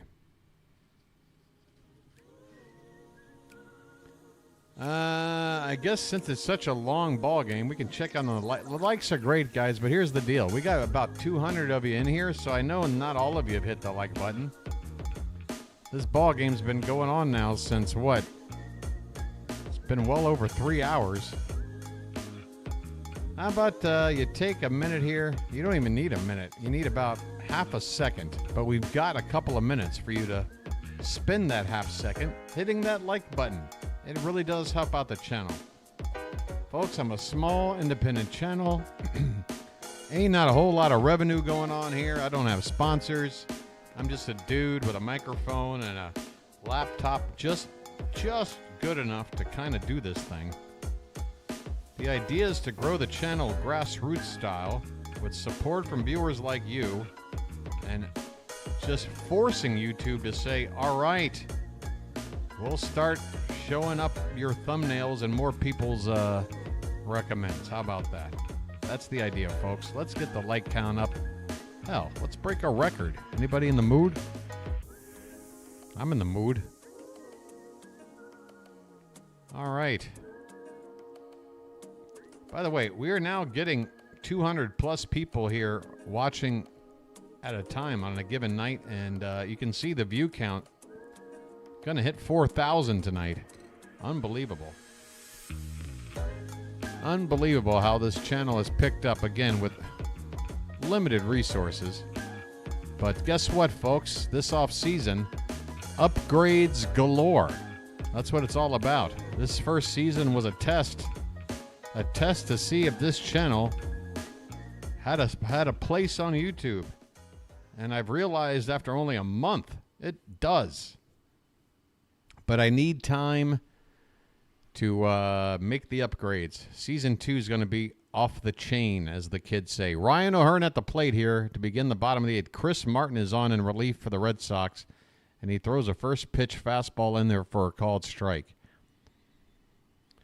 O'Hearn grounded out with that broken bat. Now he's got a regular bat. Would you look at that? Regular bat for O'Hearn.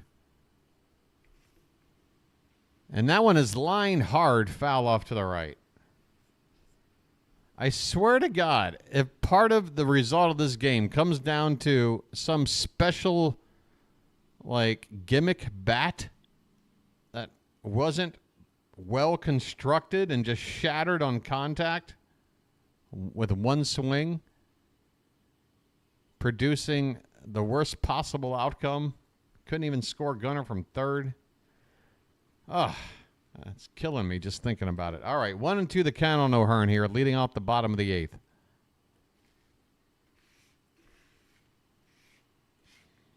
That one swung on. Line drive, base hit, left field. You cannot tell me that bat he used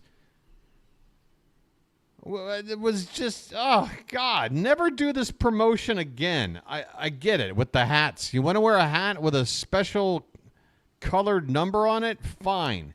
Don't mess with the bats. All right? Go with the standards. Here comes Jackson Holiday. O'Hearn on at first. Nobody out.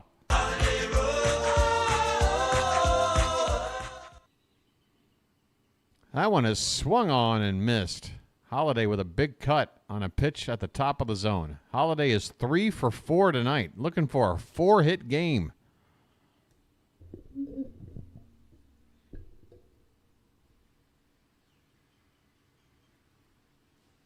The 0-1 is a called strike. Tough call there.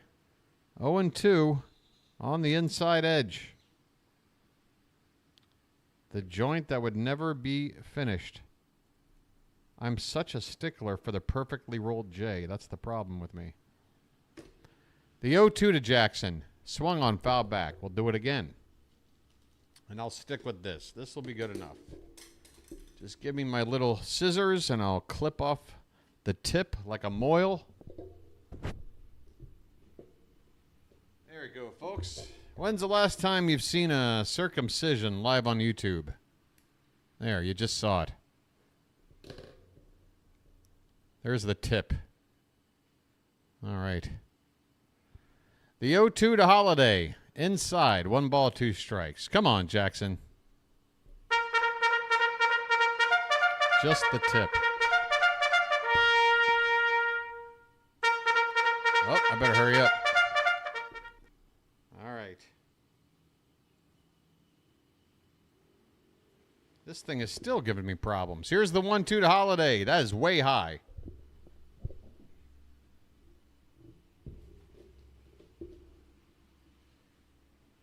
Here we go. 2 balls, 2 strikes. Nobody out. Runner at first. The pitch from Martin. Swung on. Third base side, and that is a base hit. Nobody was there. O'Hearn has to stop at second. The Orioles have 2 on, nobody out, with the tying run coming up.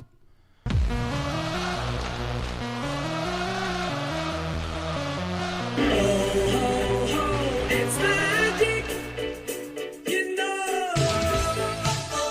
It's magic. Folks, splash it up, because I'm about to light it up.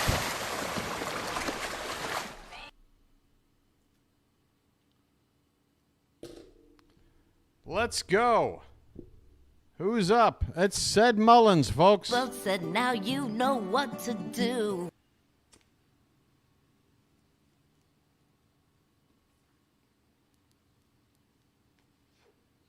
First pitch is hit into left field. Going back and making the catch is Duran, but tagging and going to third is O'Hearn. First and third, 1 out. Mullins with a fly ball to left.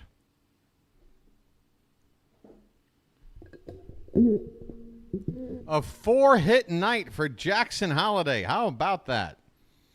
Here comes Ramon Arias, and he's had a hell of a night. He's been on base all 4 times. 3 for 3. 2 singles, a 2-run homer, a walk, and 4 driven in. I have a brother. Who cares about your brother? The first pitch, reached for and fouled back.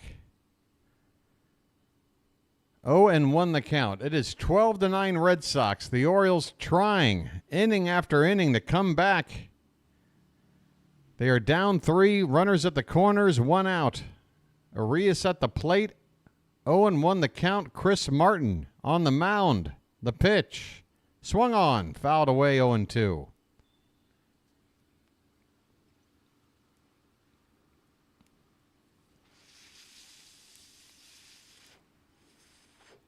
Let me blow some Orioles magic smoke. Magic smoke.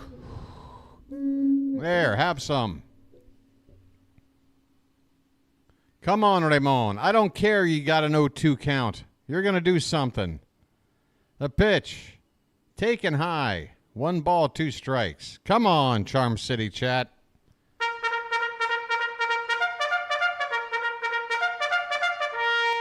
Don't you go giving up on me yet.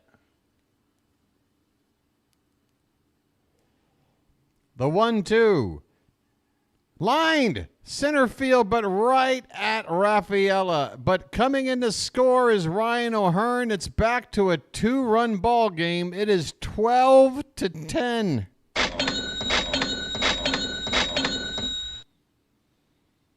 $12-10.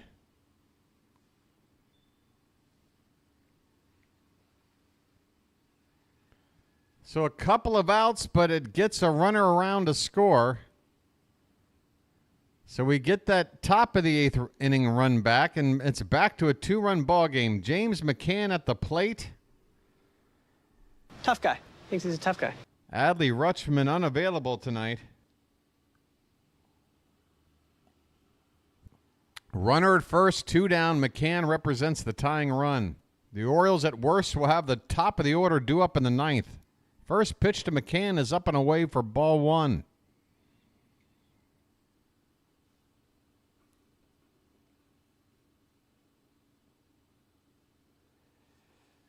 Hot damn, that's a good special lucky.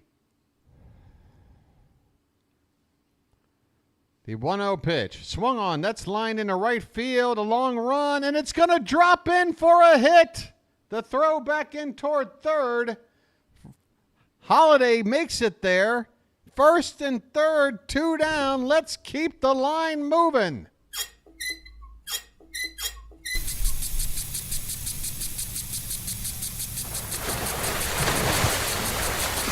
It's back to the top of the order for Colton Cowser. Splish splash, I was taking a bath. Now is the time for Cowser to come good.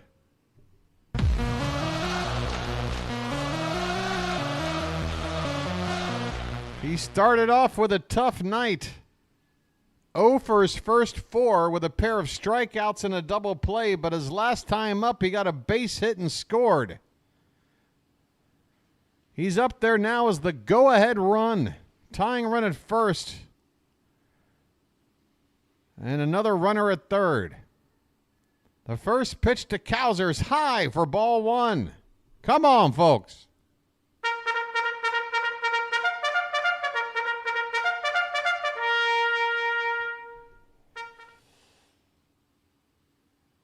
1-0 on the Milkman. The pitch. Swung on and fouled straight back. And I mean straight back. 1 ball, 1 strike. That's enough of a special lucky for now. But I'm keeping it lit off to the side. Just in case. 12-10 Red Sox. The Orioles with the tying runs on base, 2 down in the bottom of the 8th. The pitch to Cowser, swung on and lifted in the air to left. This is going to end the inning. Duran is there, and that's it. The Orioles get 1 back. It's still a 2-run lead for Boston. The Orioles have now left 12 men on base tonight. The Red Sox have left 7. We're going to the 9th. My God, this game going to do me in. Please tell me Saturday is a night game and not a day game. Please tell me that. Please tell me your boy don't have to get up at 2 o'clock in the morning for tomorrow's game.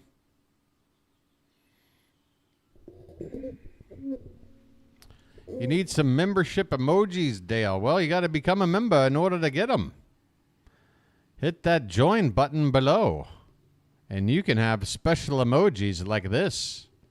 The Tony Tata Tot. The Cowser Milkman. The classic Oriole Bird. Or your own version of the Splash Zone. It's all right here waiting for you. Oh, boy. What a game, huh? You know what? We haven't looked at the out-of-town scores the whole damn night. Let's see how quickly I can get through this. All right, Cubs beat the Blue Jays 6-5. Phillies over the Nats 3-2. Pirates over the Mariners 5-3. The Yankees shut out the Tigers 3-0. Royals over the Reds big 7-1. Rays edge the Diamondbacks 5-4. Mets over the Marlins 7-3. The Twins with a 4-3 lead on the Rangers. White Sox up 4-3 on the Astros. Brewers up 5-0 on the Guardians. That is in the 8th inning. Dodgers up by 1 run. 7-6 over St. Louis. That's going into the bottom of the 7th. Rockies have doubled up the Padres. 6-3 going into the bottom of the 6th. And finally, no score between the Angels and the Braves out there in Anaheim. All right. Brian Baker is out on the mound. So once again, folks, when regarding the pecking order, why did we have to put Kimbrel into this game? We are one non-Kimbrel appearance away from being ahead of this game, 10-9. Whatevs. David Hamilton at the plate. First pitch from Baker, check swing. He went around.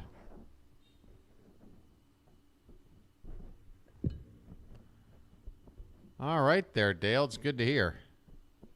I got to clean this microphone foam thing. Hold on a sec. This pitch is fouled away. 1 ball, 1 strike.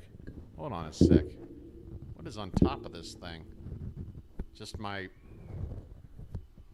collection of my spit from 121 called games. This pitch is a bunt attempt fouled away, and the count now 1 ball and 2 strikes. What is that?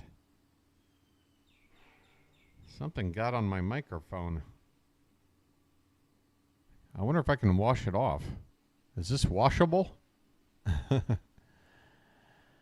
This pitch is off the plate. Does my microphone sound any better? Well, I mean, worse? Kenley Jansen, by the way, the Red Sox closer, is getting loose. 2-2 pitch to Hamilton is fouled straight back. Anybody know how you go about cleaning one of these things? Can you throw it in the wash? It's foam. I feel like it would just disintegrate.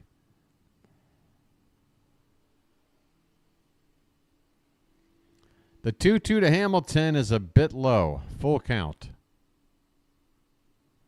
Oh, the man. I'm not going to hock tui my microphone foam guard. This is off the plate, ball 4. Brian Baker walks the leadoff man in the 9th. Hand wash, cold water, and air dry. All right, well, I don't know what it is, but I want to get a head start. Rafaela at the plate. Red Sox have the leadoff man on in the 9th via a walk from Brian Baker. Here's a check on said runner, back in with a slide.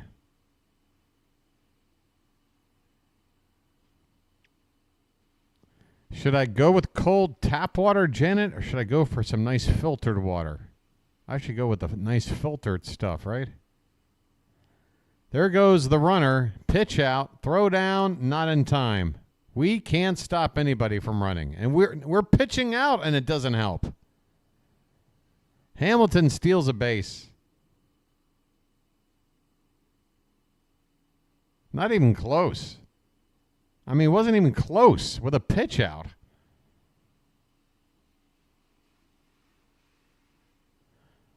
The 1-0. That is swung on and missed. 1 ball, 1 strike.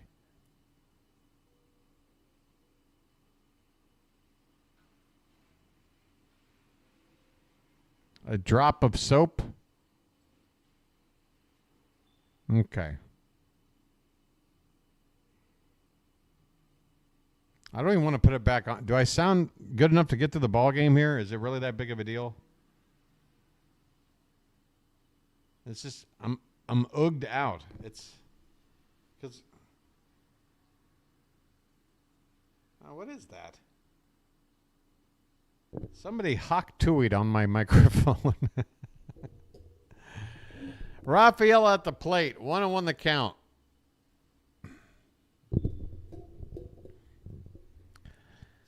Pitch from Baker is lifted in the air. Left center. Cowser. Nope. Mullins wants it. He's got it. Runner at second was off the bag. He'll have to go back. Not good base running there by Hamilton. I think he's fast enough, especially with Mullins' arm, to tag and go to third on that out, but he didn't. Hamilton with a womp. Honestly. What's this? Home plate umpire just motioned to his ear as if he wanted the headphones to check something out. And maybe there's some sort of communication issue with the microphones. I didn't know the umpires were mic'd. Can they talk to each other? Like,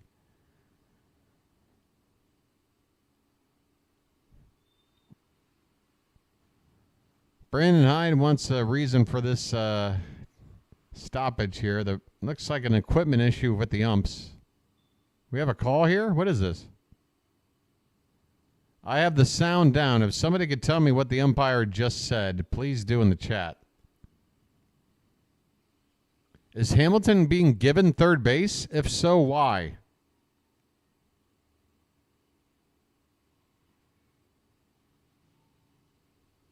Oh, he had gotten all the way to third, then went back to second. How the hell is he on third? What the hell is going on here? I'm utterly confused.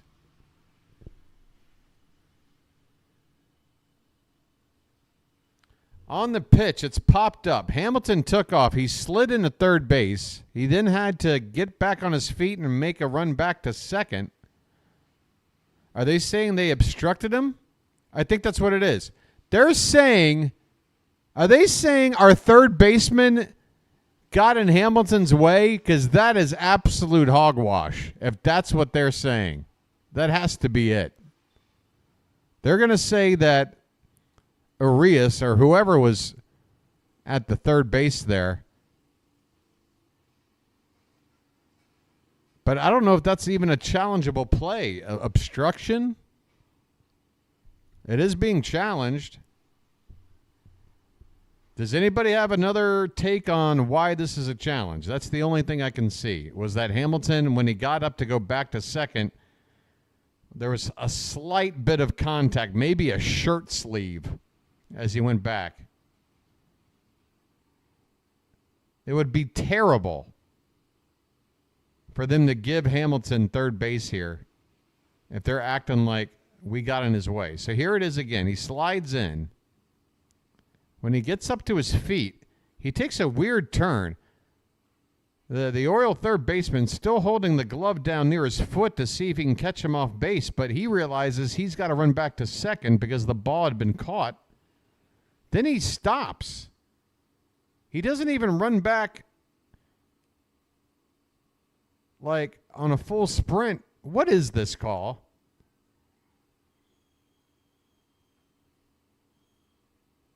Somebody please tell me what was just said.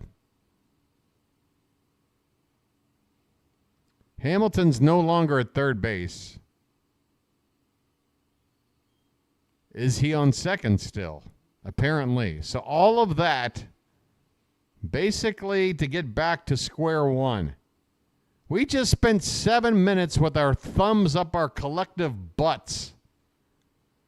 Thanks. Oh, we challenged?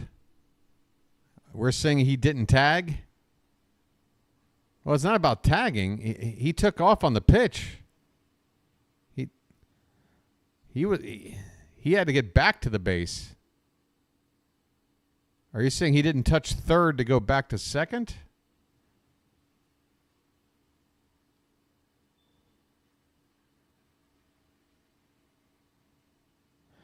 All right. Duran at the plate. Runner at second, 1 out.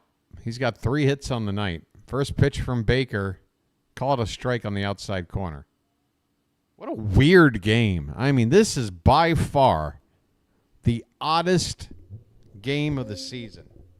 Just, you could take 2 or 3 of the oddest plays of the night out of the equation, and it's still the oddest game of the season. That's how many oddities we've seen tonight. There's a swing and a miss. 98 from Baker, top of the zone. 0-2 the count on Duran. Hot damn. I mean, it's going to be noon by the time I have breakfast.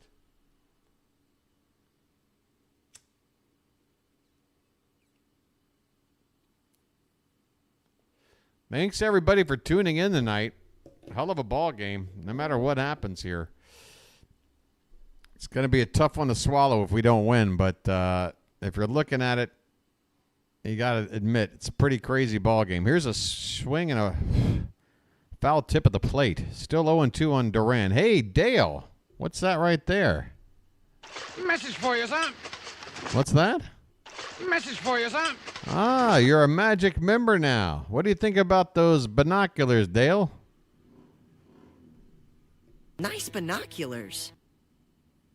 Nice binoculars. Thank you for helping support the channel, Dale. And I'm telling you, as soon as it's feasible, I'll do whatever I can to give a little more back in those memberships in terms of, perks. I really don't have a whole lot to offer. If you want me to do it like a special home run call for you or something, I'll do it. But, I mean, I don't know. I really don't know. Other than the emojis and the shout-outs, the binoculars, that's about it so far. This pitch is high to Duran. 2 balls, 2 strikes. Runner at second, 1 out in the top of the 9th. What a ball game.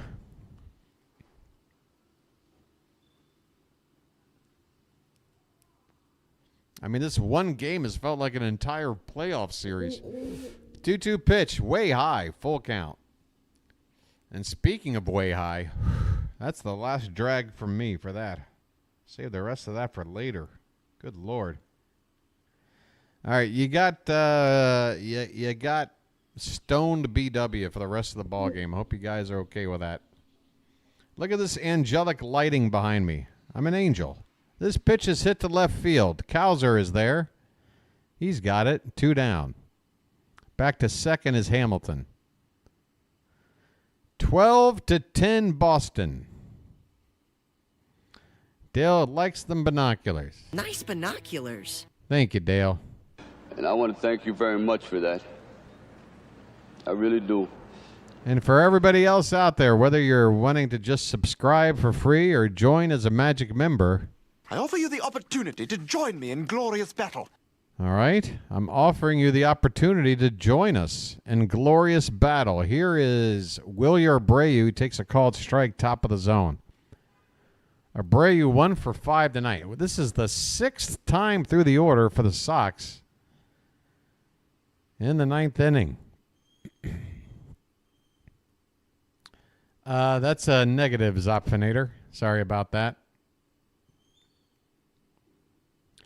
You'd sort of be robbing Peter to pay Paul. Magic memberships are a way to support the channel. Taking ads away would be a way to take revenue away from the channel, thereby basically, what do you call it, canceling itself out. Here's a swing and a miss, and the count is 0-2 on Abreu. But I can tell you this, Zopfinator, if you're here on a regular basis, you know what it works out to be a Magic member? About 17 cents a game. 17 cents per game. I don't know how to make it, to where it's enough reason for me to even do it, where it helps.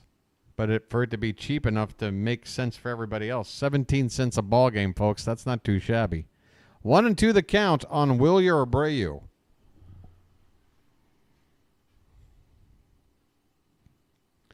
And the pitch, swung on and missed.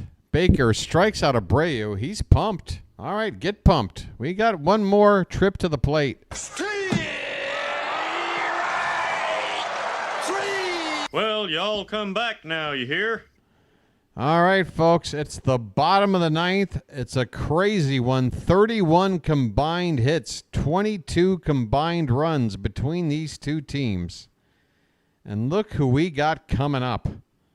Tony Gunnar, and Mountie. And I think O'Hearn is the guy hitting fourth. So if we get one guy on, we got a chance. You heard? I know you heard me. I know you heard it. Crank it up. Come on, Charm City chat. Thank God I'm a country boy. This is it. This is why you stuck around all night long for this crazy-ass ball game. For this moment. This is the time. This is the moment. Let's make history. Baltimore, you are seeing history being made today.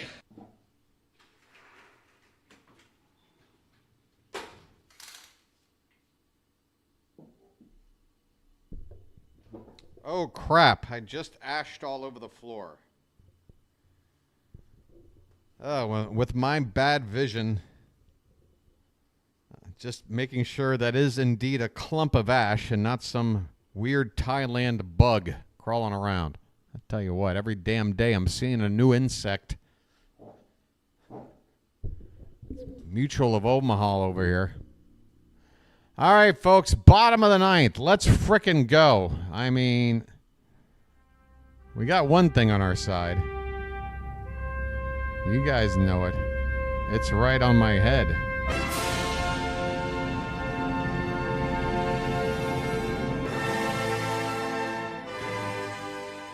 Kenley Jansen is on the mound for Boston.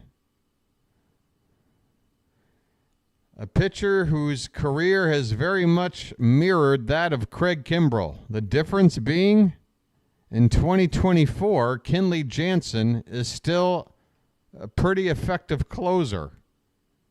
That's the one difference. But he's not elite anymore. He's just pretty good. We got a shot here in a wacky game like this. Anthony Santander to lead it off. Let's go. That's not a tater tot, that's a tater giant. First pitch is a called strike that's high. Come on, Blue. All right, Tony. Don't let it get to you, buddy. You're a bad ball hitter. Your zone is quite large. 0-1 pitch. Man, look at that delayed delivery from Jensen. That one's fouled away hard by Santander. He's in the hole now, 0-2. 0-2 on Anthony Santander. Folks, it's the bottom of the ninth. 12-10 Boston. Game 2 of a 4-game series. Boston trying to level it up. The Orioles trying to go ahead 2-0. 0-2 to Tony. Taken inside on a pitch that was designed to get Tony to try to chase. Started in the zone and broke in.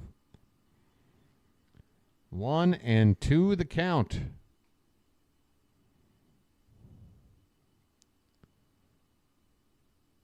The pitch. Swung on, and that one's hit high in the air, but it's going to hook foul, well out of play. Still 1 ball, 2 strikes. Come on, Tony. Come on, buddy.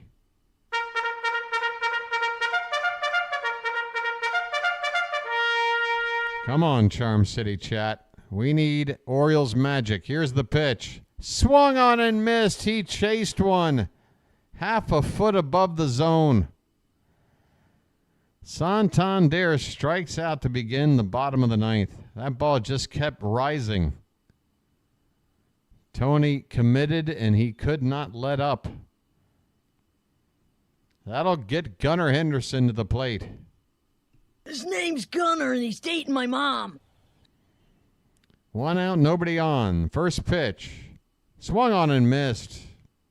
92 from Jansen. Gunnar has walked twice. He's driven in a run, but he has not gotten a hit yet tonight, 0 for 3. Pitch. Taken on the outside corner. It's ball 1. That had the corner. This time Henderson gets the benefit of the doubt. 1-1. The next pitch is swung on, fouled off the catcher, I think. Maybe the umpire. Foul ball. 1 ball, 2 strikes. Take a look here. Oh, it got both. Foul tipped off the catcher's glove and then off the umpire's mask. 2 strikes on Henderson. We need a base runner. The pitch. Oh, he lays off one. Well done, Gunnar. That pitch just a bit high and just a bit outside. Trying to reach that upper outside corner. But Jansen just missed. 2 balls, 2 strikes.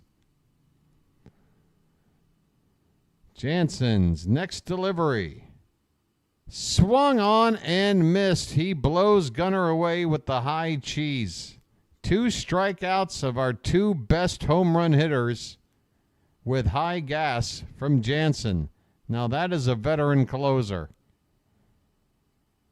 That's what Craig Kimbrell can't do. 2 down in the inning, and we need magic. We need a base runner. Ryan Mountcastle is at the plate. Ryan O'Hearn on deck. First pitch to Mountie is taken just outside for ball 1.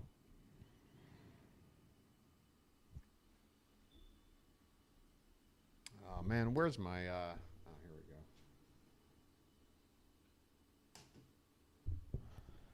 The 1-0 to Mountie. Swung on, hit on the ground, second base. This should end the ball game, and it does. The Orioles are going to come up short. Kenley Jansen comes on in the 9th and gets a very easy save with a tough part of the order up for Baltimore, striking out Anthony Santander and Gunnar Henderson back-to-back to squash any chances of a 9th inning comeback. What a ball game. The Orioles take the loss despite getting 17 hits. 10 runs, 17 hits with 12 men left on base. For the Red Sox, 12 runs on 14 hits. I did not catch how many they left on, but it was less than 10. It was somewhere around 7 or 8. 8 men left on base for Boston. Folks, I don't know how the hell to break this one down for you. I mean, the pitching was brutal, but at the same time, our pitching has been pretty good recently outside of a couple of our starters. Eflin, though, has been good. Kramer's been getting better. Burnes had a bad one tonight, though. But, I mean, you look at the lineup, it's hard to argue. Just the clutch hitting wasn't there. You pound out 17 hits. You draw 6 walks. That's 23 base runners. 23 base runners. And we lose. Jackson Holliday, a 4-for-5 night, scored 3 times. Ramon Arias, 3-for-3 with 5 RBI and a walk. Amazing. Just one of the crazier box scores you're ever going to see, especially when you look at the Red Sox pitching. I mean, look at this. Look at this Frankenstein-like approach to pitching through this game. I mean, you got to hand it to Boston. I'm sure they looked at this matchup and said, it's going to really take something for us to win. Well, they did. They did it. Credit to them for leveling up this series.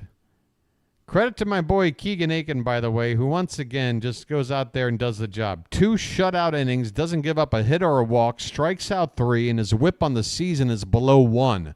Why don't people like Keegan Aiken? I don't get it. And then Craig Kimbrell immediately comes in and shits the bed. Oh, did I say that? All right, that pretty much sums up this game. And since it went so damn late, I don't think there's anywhere else to take you. Let me take you on over to the ESPN page. We'll talk about tomorrow night's matchup. Please tell me it's a night game, by the way. Please. Please, don't tell me it's in the afternoon. Okay, great. 6:05 a.m. my time. So 7:05 p.m. first pitch tomorrow, folks. What's the occasion tomorrow? Tonight was the bobblehead. What's tomorrow? And also, do I hear right that there is potentially bad weather on the way to the area? Anybody want to confirm or deny bad weather coming toward the Baltimore area between now and Sunday? Let me know. But this Saturday game, let's take a look. On the mound for the Orioles, Cade Povich. And for the Red Sox, Brian Bayo. There is some bad weather, Tommy. Did you mean tomorrow?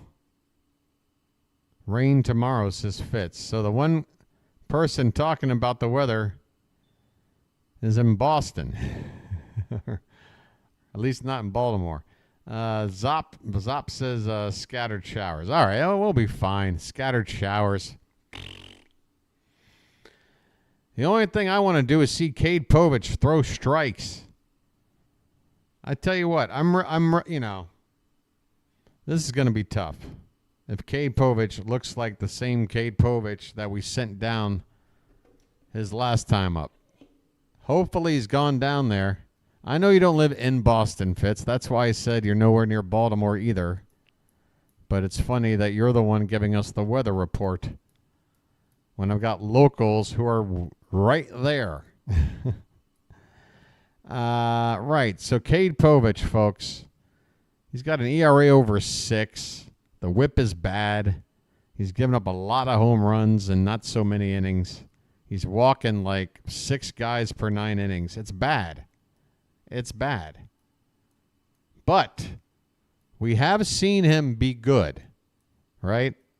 So the idea is hopefully he went down to Norfolk. I couldn't tell you what he's done since he's been back down there, if he's had some really nice starts. But hopefully he's worked on something. Or maybe if it just comes down to a mental thing. Maybe he's getting a little more accustomed to being caught up and making a start with the big club and maybe not so nervous. I don't know. Either way, there's so much. I don't know what to think of Cade Povich, to be perfectly honest. Whether or not he's going to turn out to be a decent pitcher in Major League Baseball, I really can't tell. I think he's got some tools that say he could be, but I'm really on the fence. I really do hope he makes the most of this chance. Because sometimes it can be difficult. Once you get that tag of being a prospect taken off of you, now you're just fighting for a job somewhere. Hopping around a bunch of AAA teams. Taking buses.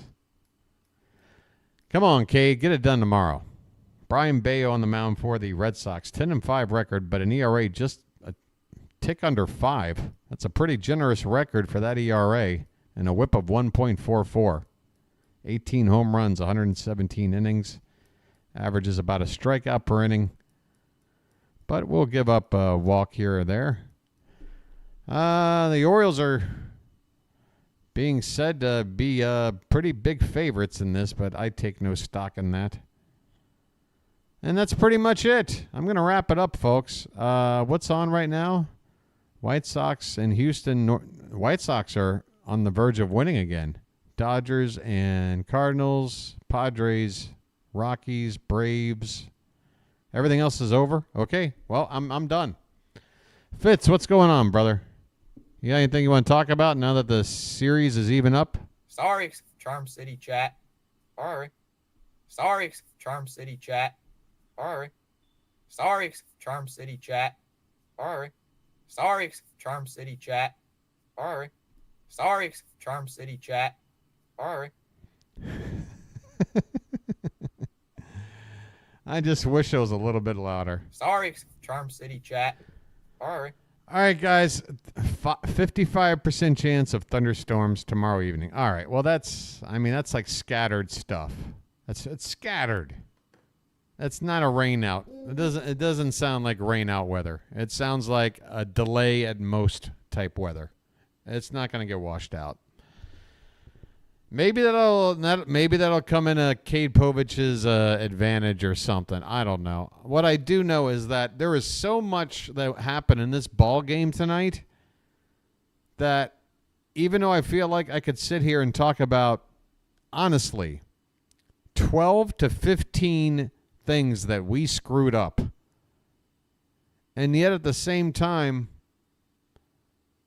parts about how we played impressed me too. It's like the guys who didn't do it for us really stunk, but then there's a lot of guys out there who had a really good game. And, we were constantly down throughout this ball game. Constantly 2 or 3 runs down, get a run or 2 back, another run down, get 2 back. Now we're down 4, get back 3. And for me, again, that's all I ever ask out of my team, is a team that doesn't quit. That doesn't take a look at the situation and go, well, we're not winning this one. Like some of the streamers out there, right, Fitzy? Some streamers out there, a little early to give up on the team's chances of winning on a given ball game. You just don't want that from your players, right? Fans tend to do it a whole lot. But if you got players out there with that kind of mentality, players who say amongst themselves in the dugout, hey, you know what? We're not going to win this game. Well, you just can't have that attitude now, can you? And this Orioles team showed me a lot tonight in that regard.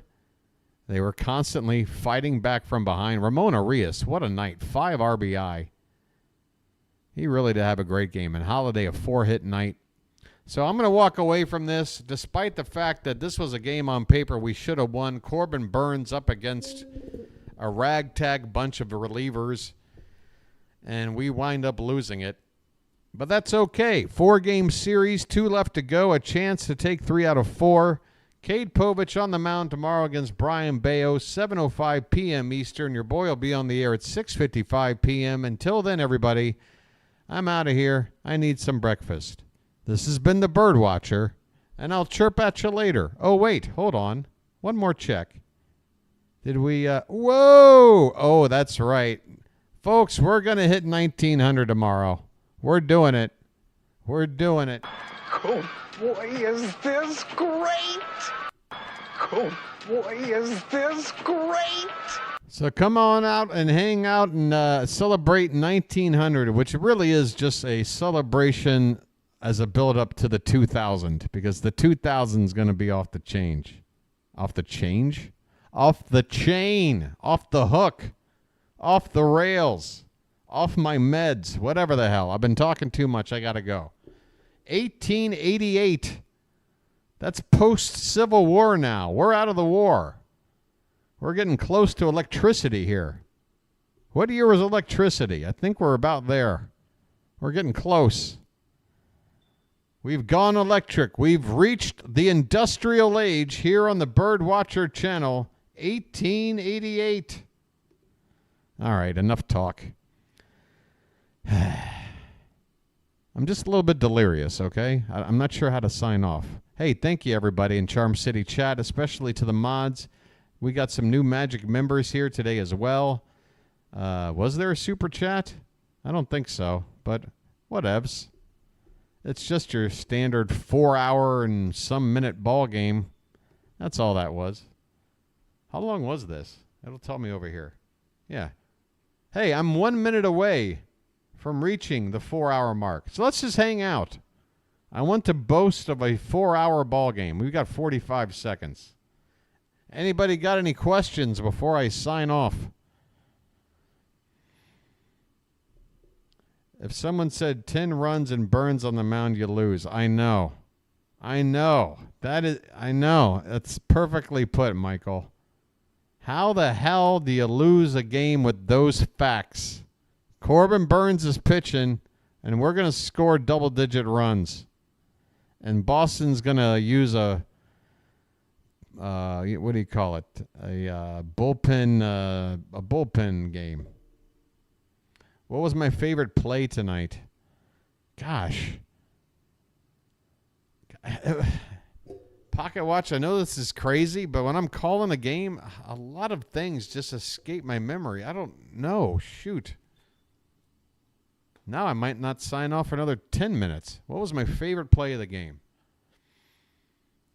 I mean, I loved seeing Arias do his thing tonight. And Holiday had a big night. But I'm trying to think of an individual play. I don't know. Pocket, what's your answer? Maybe if I don't copy your answer, it'll inspire me of something else that I can't think of. I'm just going through my mind right now. Hits off the left wall. Did we not have a home run tonight? Well, there you go. I think. Wow. This is great iced tea. I knew there was another reason why I'm sitting here not feeling so crestfallen about this result tonight.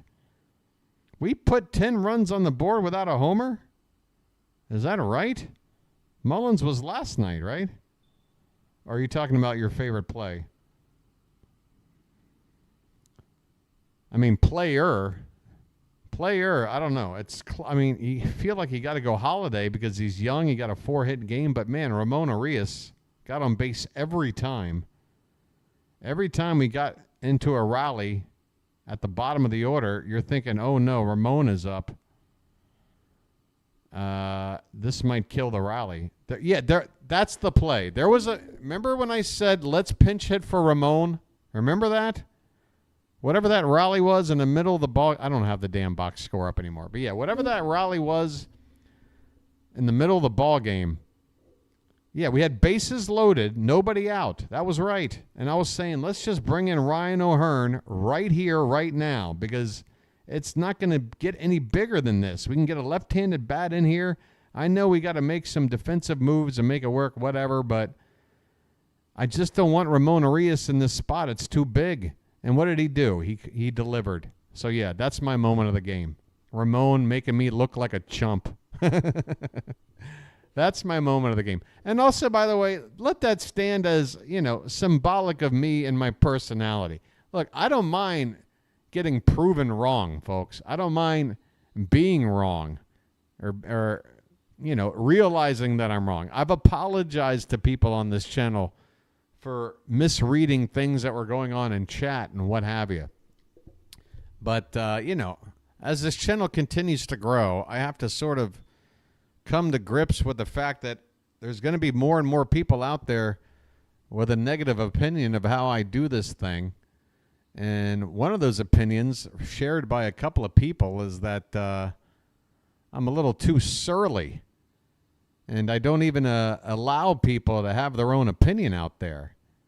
I feel like I'm already putting my foot in my mouth by saying this, but I disagree. Here's the difference, folks. Here's what happens when you see your boy BW have a bad run-in with somebody in the chat and they wind up getting booted after there's a bit of a fracas. The deal is this, folks. Maybe I'm weird, all right? Maybe I'm weird. But when I meet somebody, I don't care if it's online and it's not real or whatever. I don't care. If I'm face-to-face, whatever the situation is, I'm meeting you for the first time, or you're speaking to me for the first time. And I've also noticed that in chat, you've never spoken to anybody else. If the first thing you say in chat is some sort of criticism directed at me that you want me to then respond to, even if it is a valid criticism, I already know in my head that you're going to be the type of person in my chat that's just going to be antagonistic every day forever. Because why would that be the first thing you do? What kind of first impression is that? And that's what it really comes down to. It's not me getting bent out of shape over certain people in the chat, because I sit here and I disagree with people on things all the time.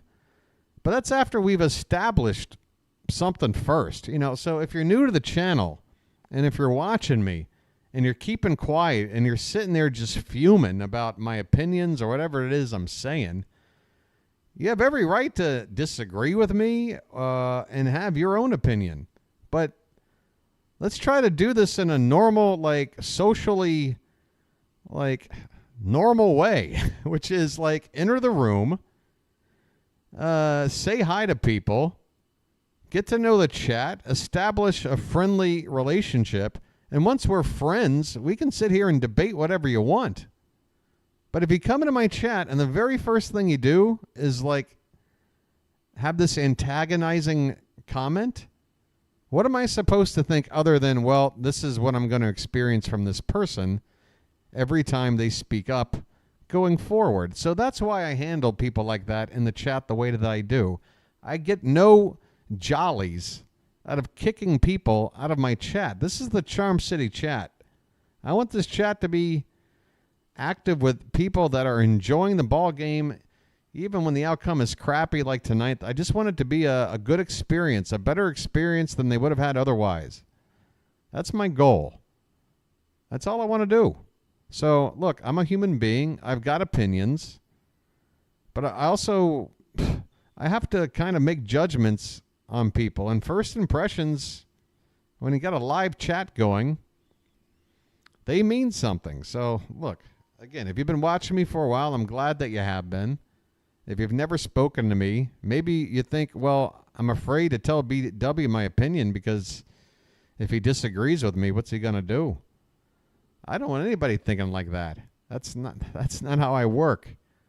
All I'm saying is, like any other social situation that we've been taught as since we were tiny little children, you know, like, introduce yourself, get to know the place a little bit, establish a little bit of a something, and then get into the criticisms. You know, that's all I'm saying. Does that make any sense, Charm City chat? I'll sign off. Because I'm just trying to make sense to everybody out there. I'm not the type of guy that enjoys booting people out of my chat. I don't think we had it happen tonight, right?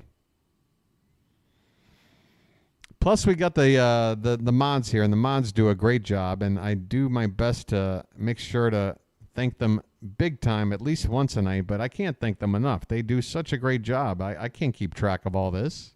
You guys are great. All right, look, I've talked for like 20 more minutes than I had planned to, but I just wanted to get some of that stuff off my chest. Maybe I can just save that as a separate video for later whenever this sort of issue crops up again. But folks, you can believe me or you can not believe me, but I'm a truth teller, all right? And being the type of person I am, the person that is blunt and truthful and honest and doesn't say to themselves, well, if I were to just slightly fabricate or fib in this situation, it would be more advantageous to me if I were to do that.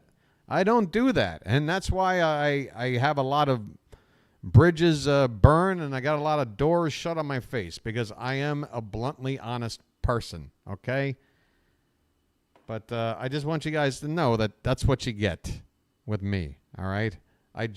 In general, I want this place to be a positive, upbeat place that will have the emotional pendulums that are common with following a sports team.